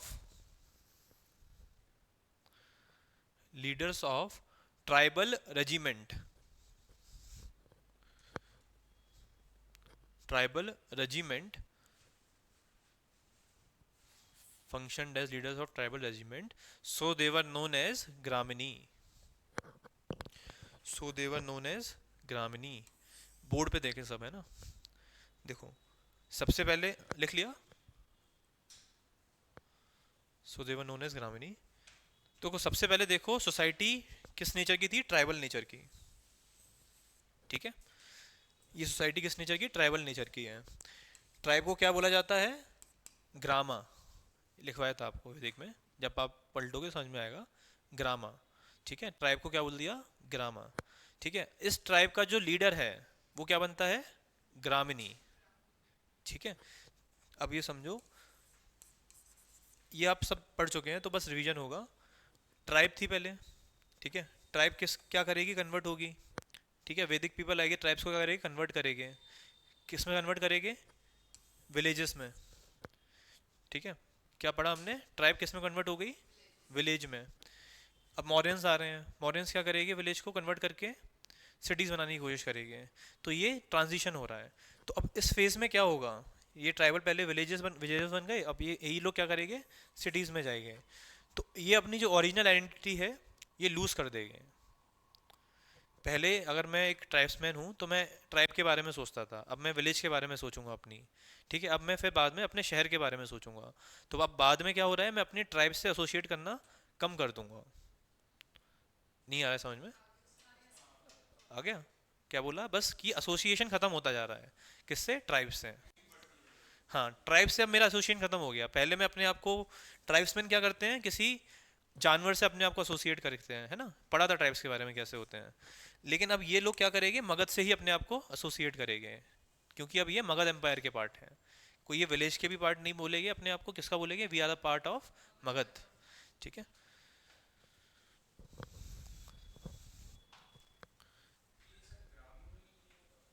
ग्रामीणी पता है ना, जो ये ट्राइब था। ठीक है, अब ट्राइब का जो हेड है, ट्राइब्स क्या करती हैं? लड़ेंगी आपस में। मैंने बताया था पहले तो ट्राइब्स आपस में कोएग्जिस्ट करती थी।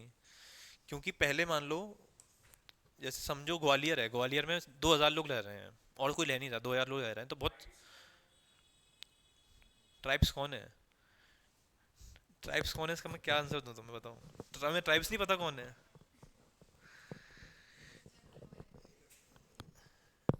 शेड्यूल्ड कास्ट, शेड्यूल्ड ट्राइब्स समझते हो ये?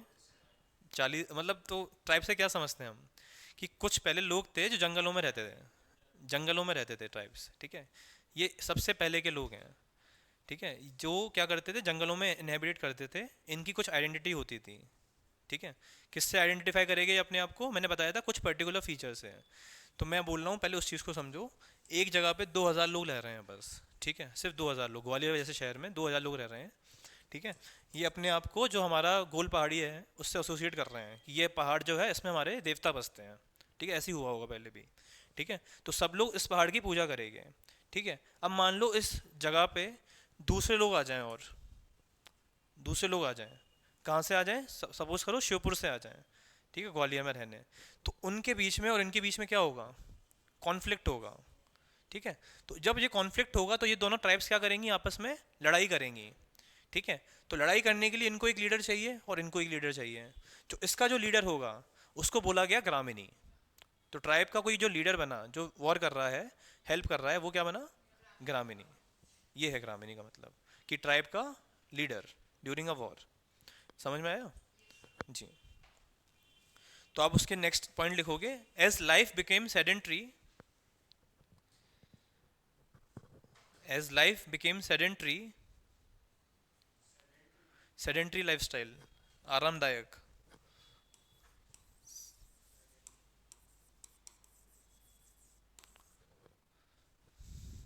If life becomes sedentary,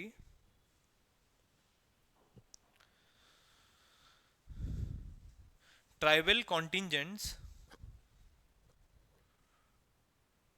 tribal contingent settled down to agriculture. यानी कि ट्राइबल लोग एग्रीकल्चर की तरफ आ गए थे।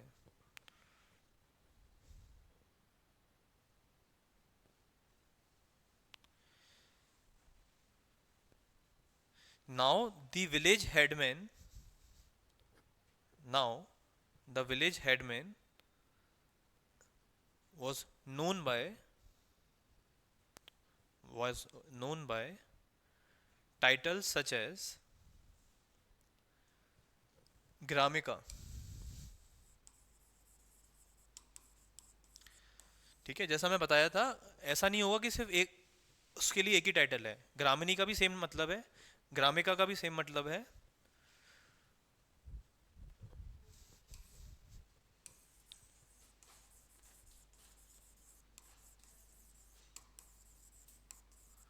और ग्राम भोजका, जो ग्राम को भोज रहा है, भोजन समझते हो ना, भोजन का मतलब वही चीज़ है ये।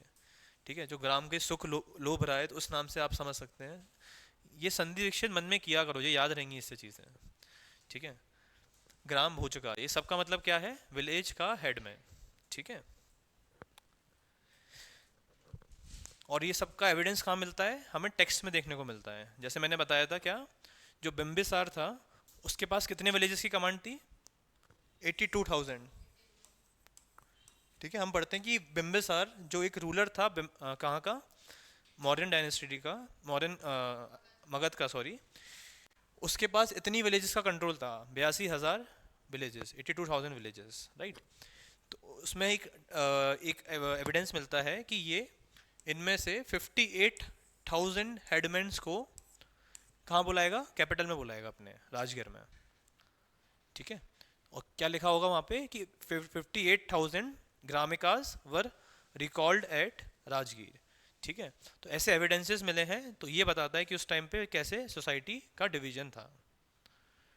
क्लियर है? नेक्स्ट पॉइंट लिखें। अब आप लिखेंगे army and taxation.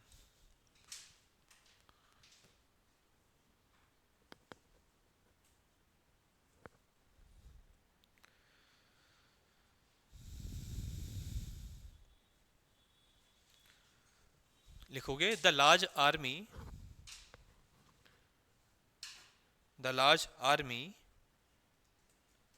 was fed by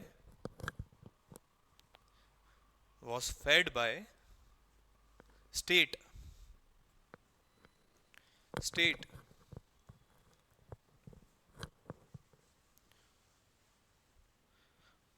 kshatriyas and brahmins. हाँ, kshatriyas and brahmins were exempted from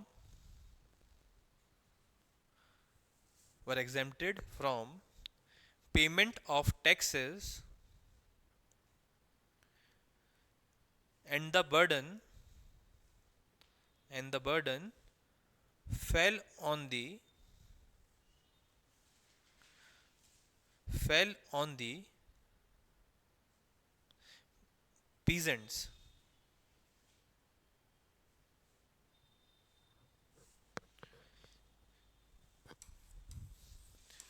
ये वर्ड पढ़ा था आपने?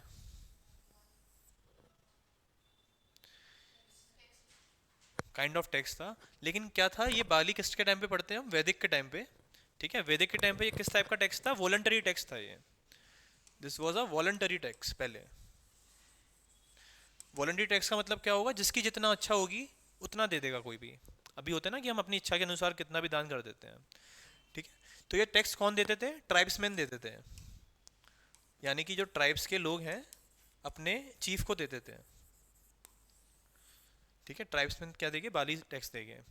तो अब इनके टाइम पे क्या हुआ? मॉडर्न्स के टाइम पे इन्होंने ये बाली को कंपलसरी नेचर का कर दिया।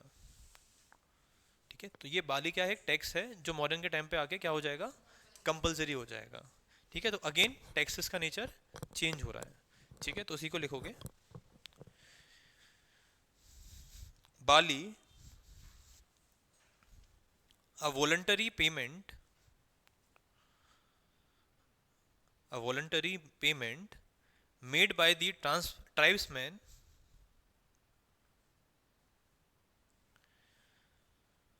to their chiefs, to their chief, became a compulsory payment, became a compulsory payment in the age of Buddha.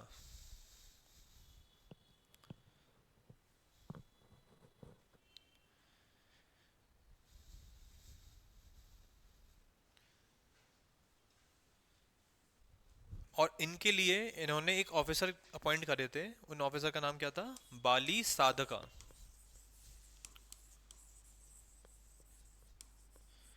आपको डिफरेंशिएशन दिख रहा है? हर चीज के लिए एक ऑफिसर अपॉइंट किया जा रहा है, और यही इस सोसाइटी का क्या है? यूनिक फीचर है। ठीक है, जो हम करंट में देखते हैं कि टैक्स के लिए आईटी अलग होता है, कस्टम टैक्स अलग होता है ना? तो यहाँ पे भी कस्टम टैक्स ऑफिसर थे, हम पढ़ेंगे उस चीज़ को अभी। ठीक है, उस टाइम पे इतना सोच पा रहे थे, तभी उनका ये एडमिनिस्ट्रेशन इतना एफिशिएंटली चल पाया था। ठीक है, and officers called bali sadhakas were appointed to collect it.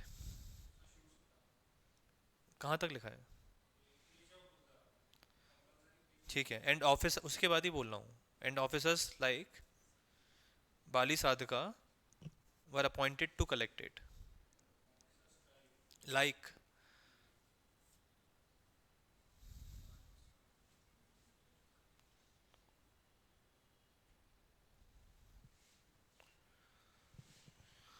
Taxes collect करने में कौन हेल्प करता था? विलेजेस का हेडमैन। विलेजेस का जो हेडमैन है ना, क्या नाम पढ़ा था हमने? ग्रामीणी। तो ग्रामीणी किसकी हेल्प कर रहा है? इन्हीं ऑफिसर्स की, जो हम पढ़ते जाएंगे ना। तो ये सब क्या था? एक नेक्सस बन के हो गया था कि ये बाली साधका किसके पास जाएगी? विलेज हेडमैन के पास जाएगी, और वो हेल्प करेगा कि तुम फैमिली इतना टैक्स दो, तुम फैमिली इतना टैक्स दो, क्योंकि हेडमैन को सबके बारे में पता है। ठीक है, तो gramini is very important position during the time of Magadha rule. ठीक है, तो वो चीज़ है, आप लिखोगे इस चीज़ को। taxes were assessed taxes were assessed and collected by royal agents collected by royal agents with the help of village headmen. Village headmen.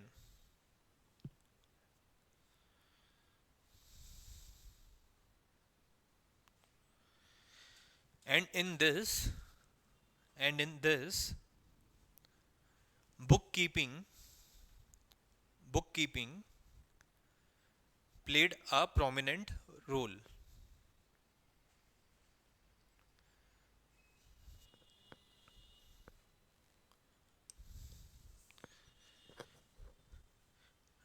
फिर आप उसके बाद लिखोगे, in north eastern India,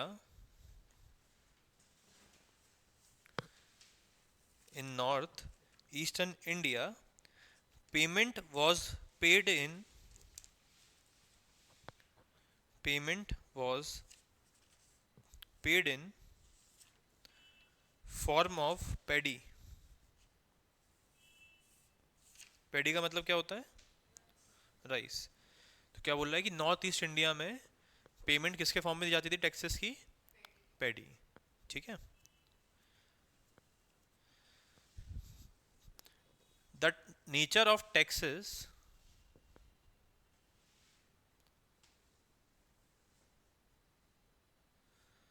subjected peasants to subjected peasants to forced labor forced labor for royal work.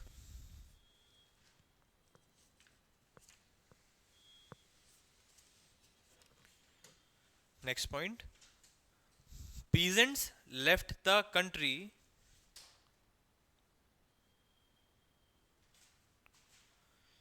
peasants left the country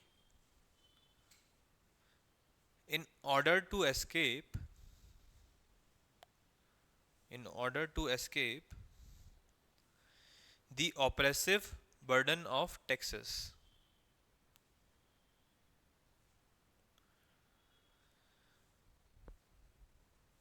Sometimes. क्या लिखा कि nature का taxes, जो नेचर था टैक्सेस का इतना ज़्यादा हो जाता था कि पीजेंट्स देश छोड़ देते थे कि हम नहीं पे कर सकते, अब हमसे और नहीं हो पाएगा. ठीक है. कभी कभार रॉयल वर्क के लिए ज़्यादा दिनों के लिए बुला लिया. ठीक है. खेती से भी ज़्यादा आप एक्सट्रैक्ट कर रहे हो. ठीक है. तो वो परेशान होके छोड़ देता था. ठीक है. ये चीज़ हमें देखने को मिलती थी मॉडर्न एम्पायर्स के टाइम पे भी. ठीक है. तो ये दिखाता है कि बहुत ज़्यादा अमाउंट पे टैक्स लिया जाता था. और कितना अमाउंट पे टैक्स लिया जा रहा है? क्योंकि आर्मी बहुत बड़ी है. ठीक है. आर्मी बहुत बड़ी है और उसको मेंटेन करना इतना आसान नहीं है. आपको लोगों को फीड करने के लिए टैक्सेस के फॉर्म में पैडी भी चाहिए और क्या चाहिए? कॉइन्स भी चाहिए. ठीक है. क्योंकि वेजेस भी पे करनी है आपको. ठीक है. नेक्स्ट पॉइंट आप लिखोगे, artisans and traders artisans and traders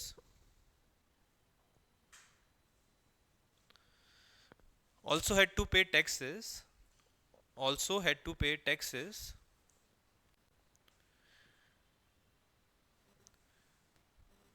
the tolls were collected the tolls were collected by officers known as शुल्क अध्यक्ष. स्पेलिंग देख लो.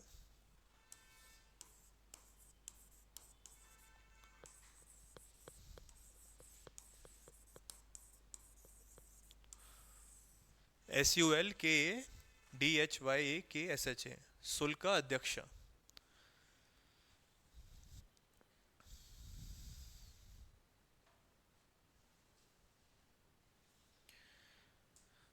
the artisans the artisans were made to work the artisans were made to work for a day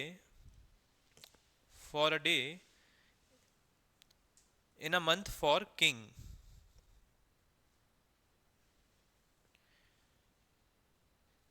And the traders had to pay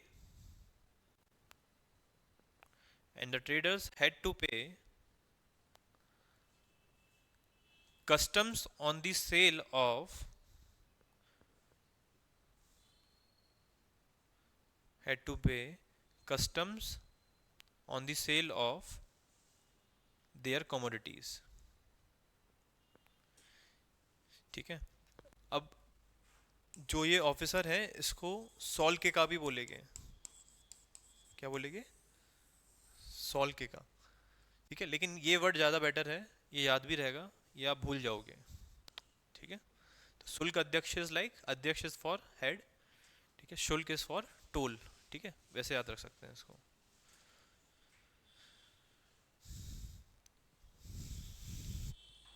ठीक है, अब हमने starting में एक चीज़ पढ़ी थी, क्या पढ़ी थी, कि लोग इतने ज़्यादा हो चुके हैं एम्पायर में कि उनको एक साथ रखना बेसिकली डिस्कशन के लिए बहुत मुश्किल है। ठीक है, सभा समिति में क्या होता था, जो वैदिक टाइम पे हम पढ़ते हैं ये ऑर्गेनाइजेशन, सभा समिति में क्या होगा कि लोग आएंगे, एक ऑर्गेनाइजेशन का नाम है सभा और समिति। ठीक है, सभा और समिति ये ऑर्गेनाइजेशन थी वैदिक पीपल की। ठीक है, जो इनसे पहले के लोग थे उनकी, वहाँ पे ये लोग क्या करते थे, मिल के डिसीजन लेते थे। ठीक है, अब मैं बोल रहा हूँ कि क्योंकि लोग बहुत ज़्यादा हो चुके हैं, ठीक है, तो इतने सारे लोगों को एक साथ मिला के डिसीजन तो ले नहीं सकते हैं। तो हम बोलते हैं कि सभा समिति का रेलेवेंस खत्म हो जाता है गांव से। ये कहाँ पे हुआ करती थी, गांव में हुआ करती थी, सभा बुलाई जाएगी, समिति बुलाई जाएगी। ठीक है, तो इनका प्रोमिनेंस खत्म हो गया था और कुछ नए फॉर्म के इंस्टीट्यूशंस आए थे। ठीक है, जहाँ पे क्या हो गए, बहुत सिलेक्टेड लोग हो गए, मुश्किल से 10 से 15 लोग हो गए। ठीक है, और वो क्या करेंगे, पूरे किंगडम के लिए रूल्स एस्टेब्लिश करेंगे, उसके थ्रू रूल बनेगा। ठीक है, तो वही लिखेंगे,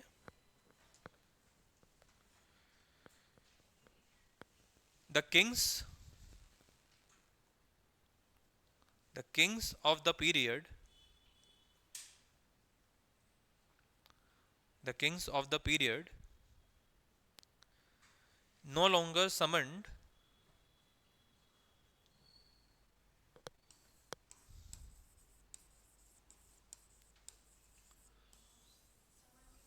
no longer, no longer summoned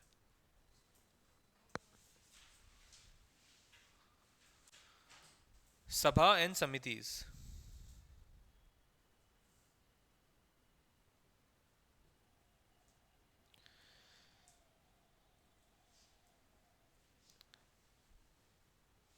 The tribes, the tribe's identity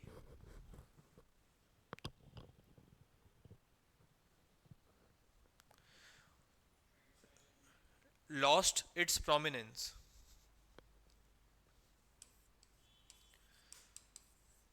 The tribe's identity lost its prominence and its place was taken by,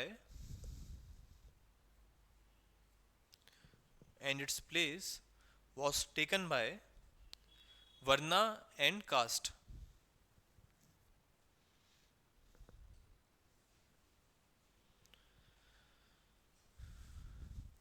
क्या लिखवाया है कि ट्राइब्स, मैंने बताया था किस में कन्वर्ट हो गए थे, ट्राइबल पीपल विलेजेस में, विलेजेस में क्या आ चुका है, वर्ना सिस्टम। ठीक है, तो जो ट्राइब्स की आइडेंटिटी है वो क्या हो गई, लॉस्ट हो गई। वो किसकी, वो किससे अफिलिएट कर रहे हैं खुद को अब, वर्ना से, कास्ट से। ठीक है, वर्ना से क्यों, क्योंकि वर्ना के हिसाब से क्या हो रहा है उस टाइम पे, आपको काम मिल रहा है, एग्जैक्टली काम दिया जा रहा है कि आप है ना क्राफ्ट्समैन बनेंगे, कि आप क्या बनेंगे, कॉबलर बनेंगे। ठीक है, वर्ना सिस्टम समझते हो कि 4 वर्णा होते हैं। ठीक है, सबसे पहले आते हैं ब्राह्मण्स, फिर होते हैं क्षत्रिय, फिर कौन आएंगे, वैश्यास, ट्रेडर्स, राइट, और आखिरी में शूद्रास। शूद्रास का काम क्या रहेगा, जो ऐसे काम जो ये तीनों ना करें वो करते थे। ठीक है, आपके लेबर का काम करेंगे। ठीक है, किसका काम करेंगे, कॉबलर का काम करेंगे। ठीक है, जो कारपेंटरी का काम करेंगे। ठीक है, वेश्यास क्या है, मेनली अब ट्रेडर्स बन चुके हैं, पहले ये भी एग्रीकल्चर प्रैक्टिस करते थे लेकिन अब ये ट्रेडर्स बन चुके हैं। क्षत्रिय कैसे क्या करेंगे, लड़ाई में काम आएंगे, और ब्राह्मण्स प्रीस्टली काम करेंगे। ठीक है, तो ये अब लोग ट्राइब से आइडेंटिटी को छोड़ के कहाँ अफिलिएट कर रहे हैं खुद को, कास्ट एंड वर्ना से। ठीक है, तो वही आप लिखोगे,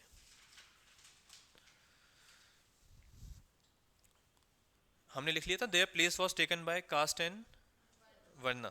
ठीक है, and so, and so caste laws and customs, and so, हाँ इसी का ही पार्ट है, and so caste laws and customs, law and customs were given due weight, were given due weight by the writers of law books. हाँ,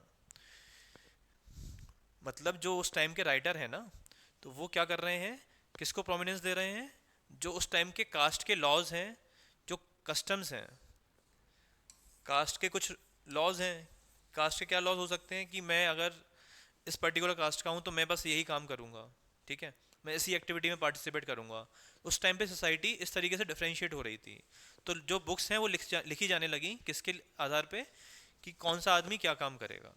ठीक है, पहले ये नहीं हो रहा था। ठीक है, नेक्स्ट पॉइंट लिखो। लॉ बुक्स लिखवाए थे ना, law books.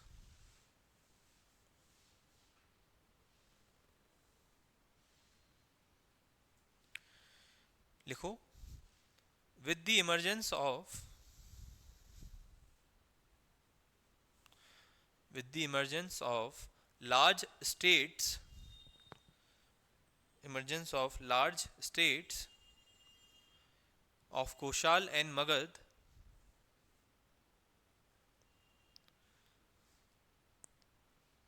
it was not possible to hold it was not possible to hold big assemblies big assemblies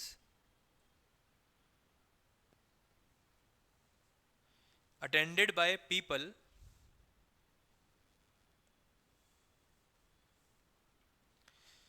belonging to different classes belonging to different classes and different parts of empire।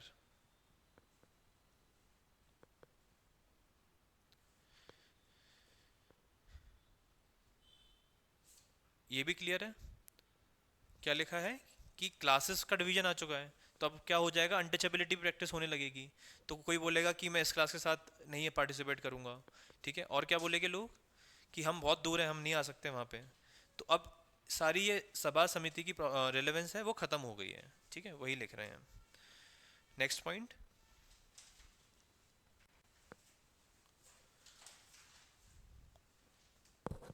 Old assembly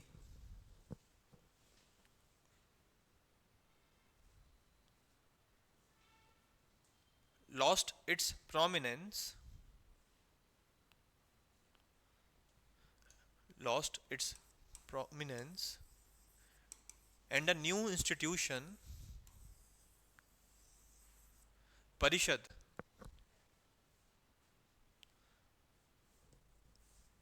परिषद, उसके आगे आप लिखेंगे comma, a small body, परिषद, a small body consisting exclusively of the Brahmins, consisting exclusively of the Brahmins evolved।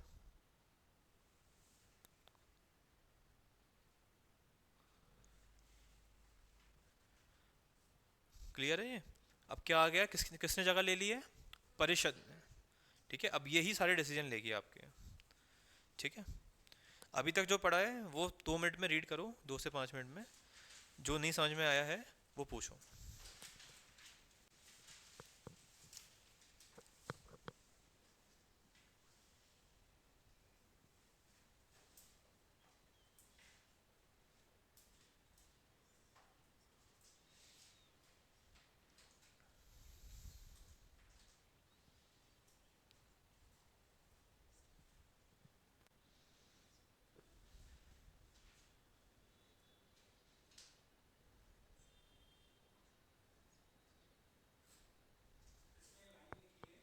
प- पहले पढ़ लो, पूरा पढ़ो, फिर एंड में लेके राइट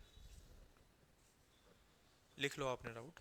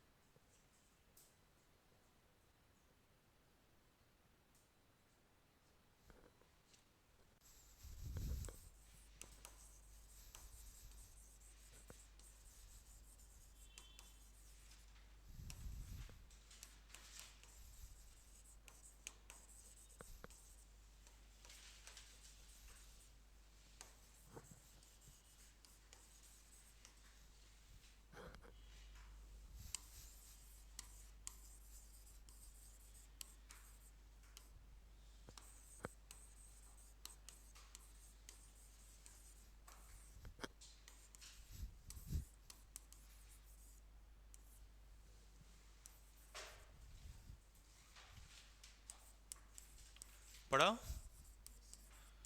हाँ बताइए क्या डाउट्स हैं? देखिए मैंने बोला कि सेवरल क्लासेस आई थी ऑफिसर्स की, ठीक है।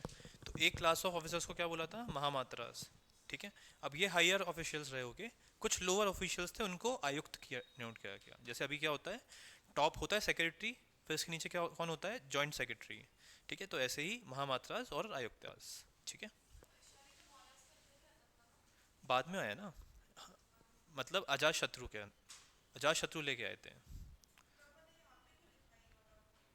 हम पढ़ रहे हैं इकोनॉमी के बारे में, ये ऑफिसर्स के बारे में पढ़ रहे हैं कि एक कुछ क्लास ऑफ ऑफिसर्स लेके आए थे। कौन?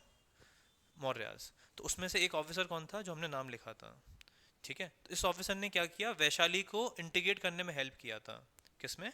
मगध में। हमने ऑफिसर्स के बारे में पढ़ रहे थे, तो हमने एक पर्टिकुलर ऑफिसर के बारे में पढ़ा कि इस ऑफिसर ने क्या किया, वैशाली में जाके जो वहाँ के किंग्स थे उसमें फाइट कराई। उसकी वजह से वैशाली कहाँ पे आ पाया? मगध के अंदर आ पाया था। ये पढ़ा था। क्लियर? जी। आपका क्या डाउट था निमेश?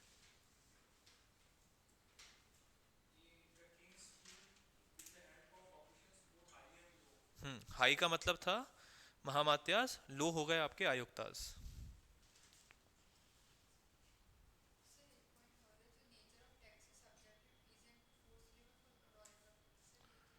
हाँ, अब फिर से पढ़िए। सब्जेक्टेड पीजेंट्स टू फॉर लॉयर वर्क। हाँ, तो मैंने आपको बताया था कि सिर्फ टैक्सेस तक नहीं रखा गया था कि आपको 1/6 ऑफ टैक्स देना पड़ेगा सिस्टम को।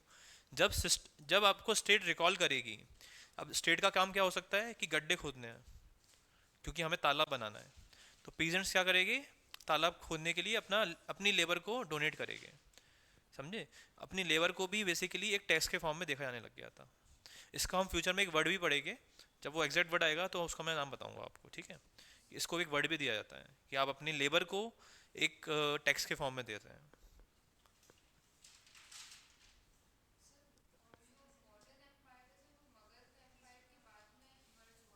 बिल्कुल। मगध एम्पायर कहाँ से स्टार्ट होता है? हरानिका डायनेस्टी से, ठीक है। हरानिका डायनेस्टी कौन थी? जहाँ से बिम्बिसार ने अपना किंगडम संभाला, ठीक है। हमने पढ़ा था हरानिका डायनेस्टी क्यों बोला जाता, कि क्योंकि वाइल्ड बोर से वो एसोसिएट करते थे। पहले बिम्बिसार आए, फिर कौन आएंगे? अजात शत्रु, फिर कौन आए थे? उदायन आए थे, फिर कौन आए थे? शिशुनाग आए थे। उनके बाद कौन आएगा? महापद्मा नंदास, राइट। तो यानी कि नंदा डायनेस्टी। फिर अब एंड में आके जो हम आ रहा है पीरियड, अब कि एज ऑफ मौर्यास हम पढ़ेंगे अब, ठीक है।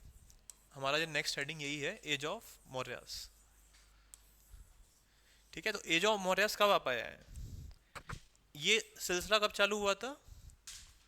542 बीसी से।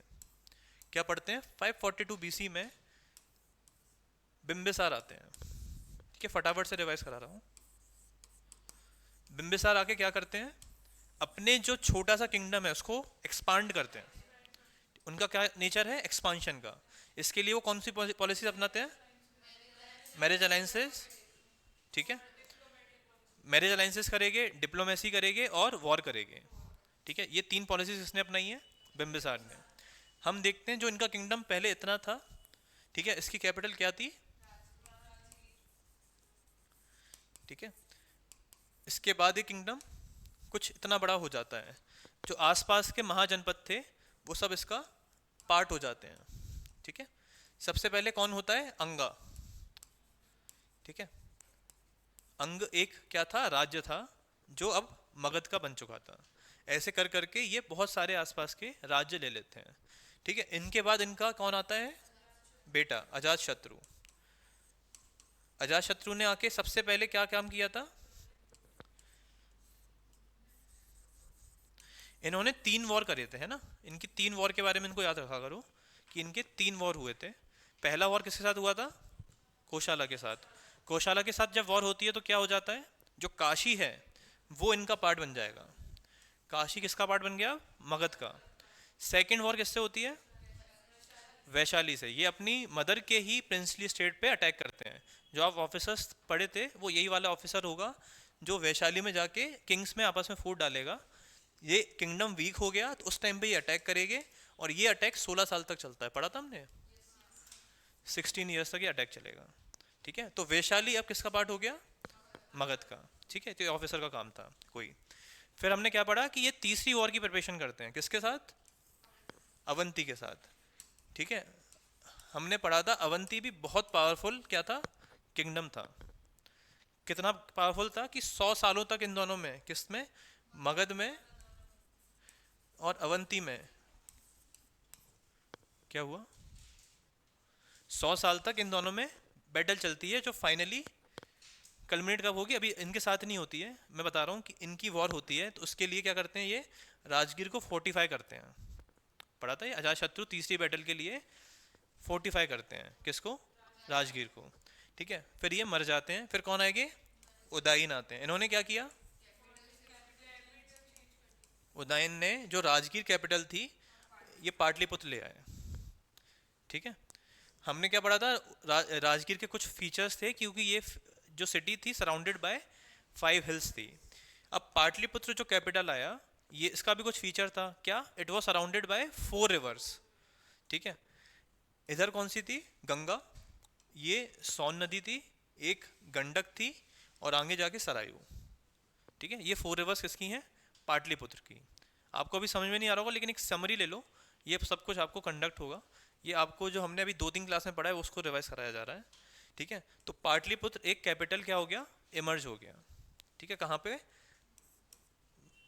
मगध का। ठीक है, अब कौन आएगी उदयन के बाद, शिशुनाग। अभी अवंती एसेमिलेट नहीं हुआ है, तो अब अवंती क्या हो जाएगा, एसेमिलेट हो जाएगा शिशुनाग में। इसके बाद कौन आते हैं, नंदास। नंदास क्या बोला गया था, सबसे ज़्यादा पावरफुल थे। ठीक है, महापद्मा नंदा के बारे में पढ़ते हैं।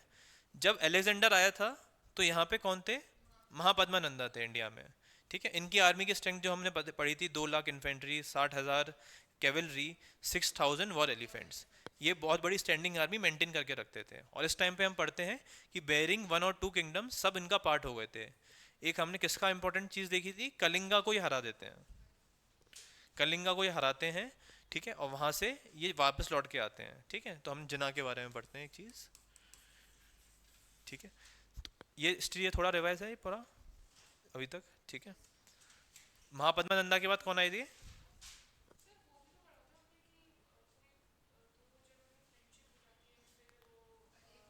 वो बिम्बिसार के बारे में था, लेकिन वो अभी प्रोमिनेंट नहीं है। हम अभी डायनेस्टीज कवर कर रहे हैं, क्योंकि हमें कहाँ पहुँचना है, मौर्यास में।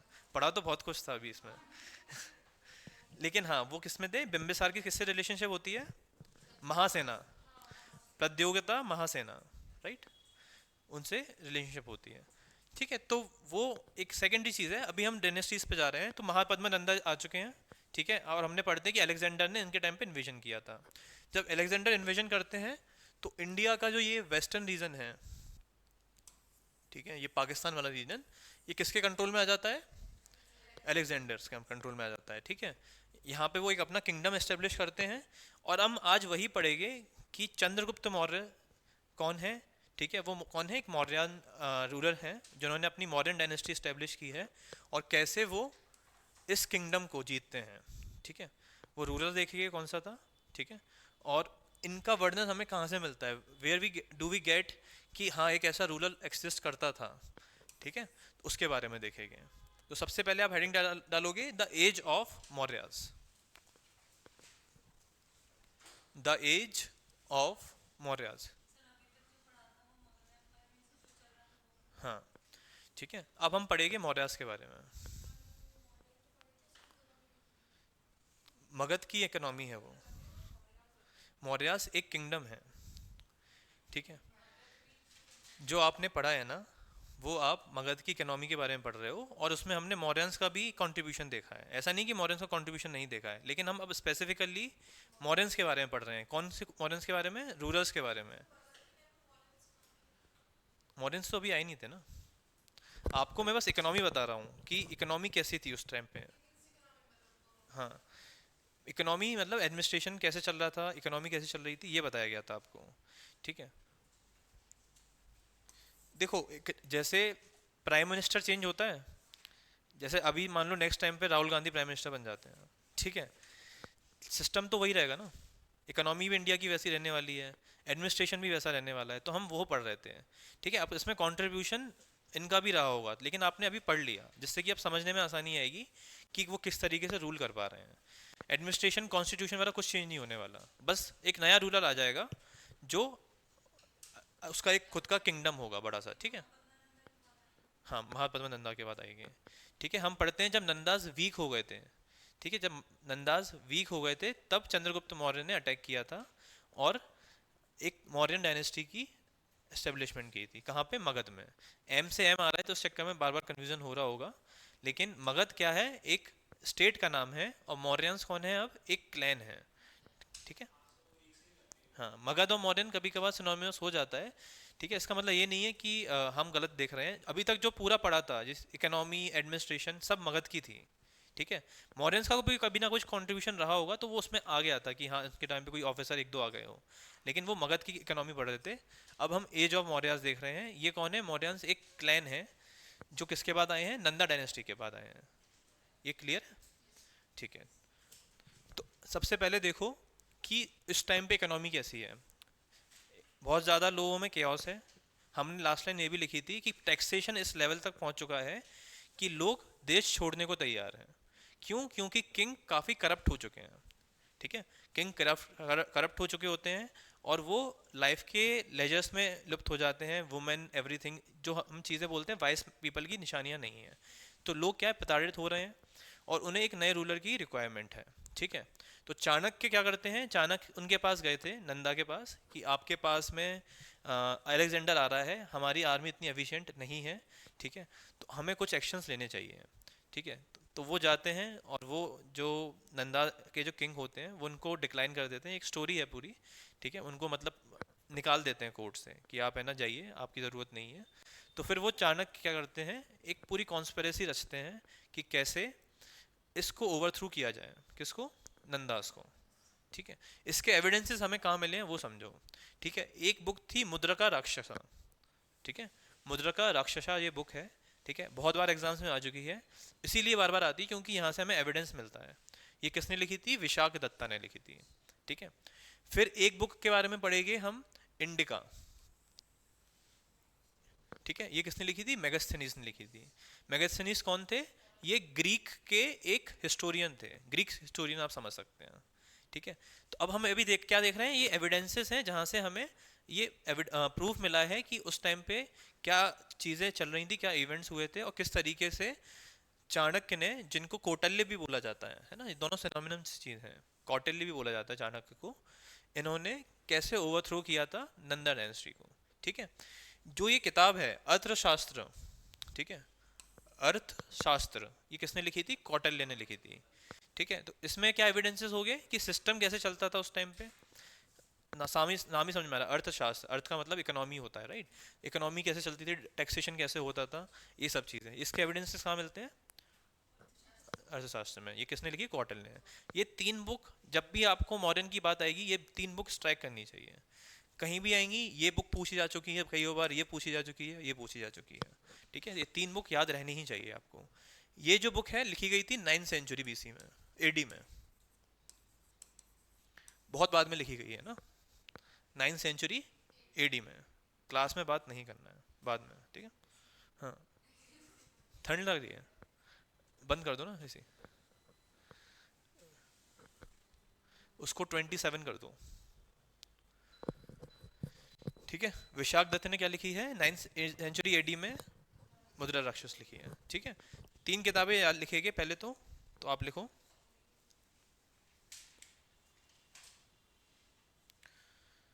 The Mauryan dynasty,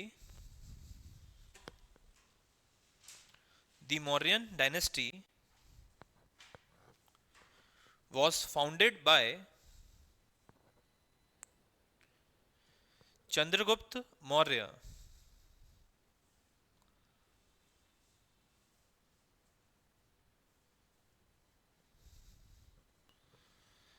who belonged to a clan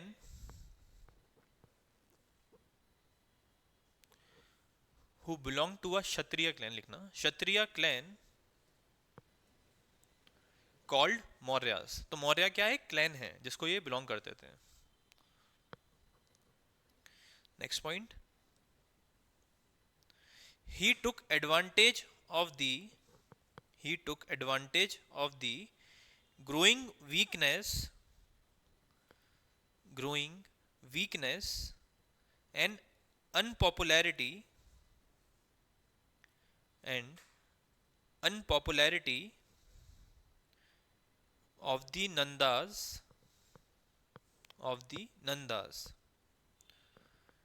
full stop. with the help of with the help of Kautilya with the help of Kautilya he overthrew he overthrew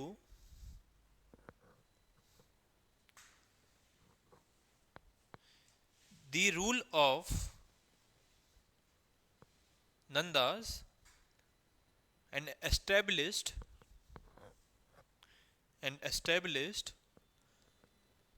the Mauryan dynasty. Established the Mauryan dynasty. Next point, last point है ये, 3 books लिखेंगे उसके बाद कल देखते हैं। The events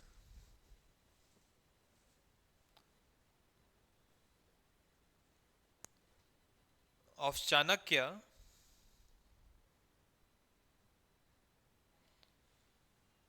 against Chandragupta's enemies, the events of Chanakya's against Chandragupta enemies are described in detail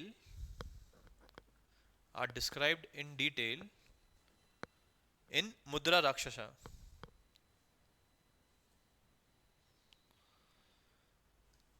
Comma, a drama Mudra Rakshasa. A drama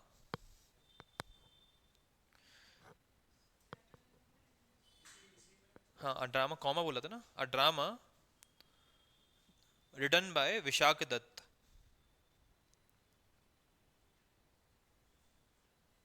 in 9th century AD.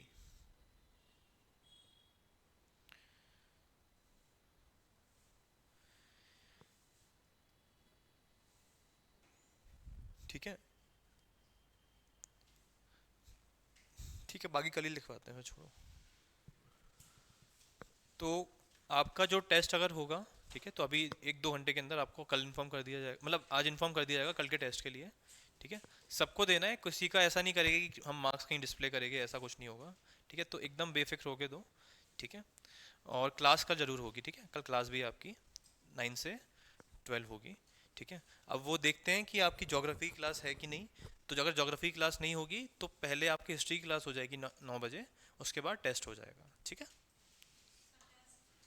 हाँ हाँ, बहुत बेसिक क्वेश्चन, मैं अभी भी बता देता हूँ क्वेश्चन क्या होगा। जीडीपी जीएनपी यही क्वेश्चन हो गए, बहुत बेसिक। हमें अभी क्या है कि आपको प्रैक्टिस करवानी है चीज़ों की, है ना, कि एटलीस्ट हैबिट में आए कि अब चीज़ें अप्लाई कैसे करनी है क्वेश्चन में। ठीक है, आप भी आना। ठीक है, टेस्ट में जितना हो वो उतना अटेम्प्ट करना, कोई दिक्कत नहीं है। ठीक है, सबमिट करोगे नहीं तब भी कोई दिक्कत नहीं है। आप जैसे आपको लगे कि मेरे को अटेम्प्ट नहीं होता है तो बस एटलीस्ट बैठ के देखो एक बार। और क्लास आपकी कल 9 बजे से है। ठीक है, अभी मिल के जाना लेकिन। ठीक है, तो टेस्ट के लिए पढ़ लेना थोड़ा। क्या पढ़ोगे अभी तक जो पढ़ा है सब कुछ?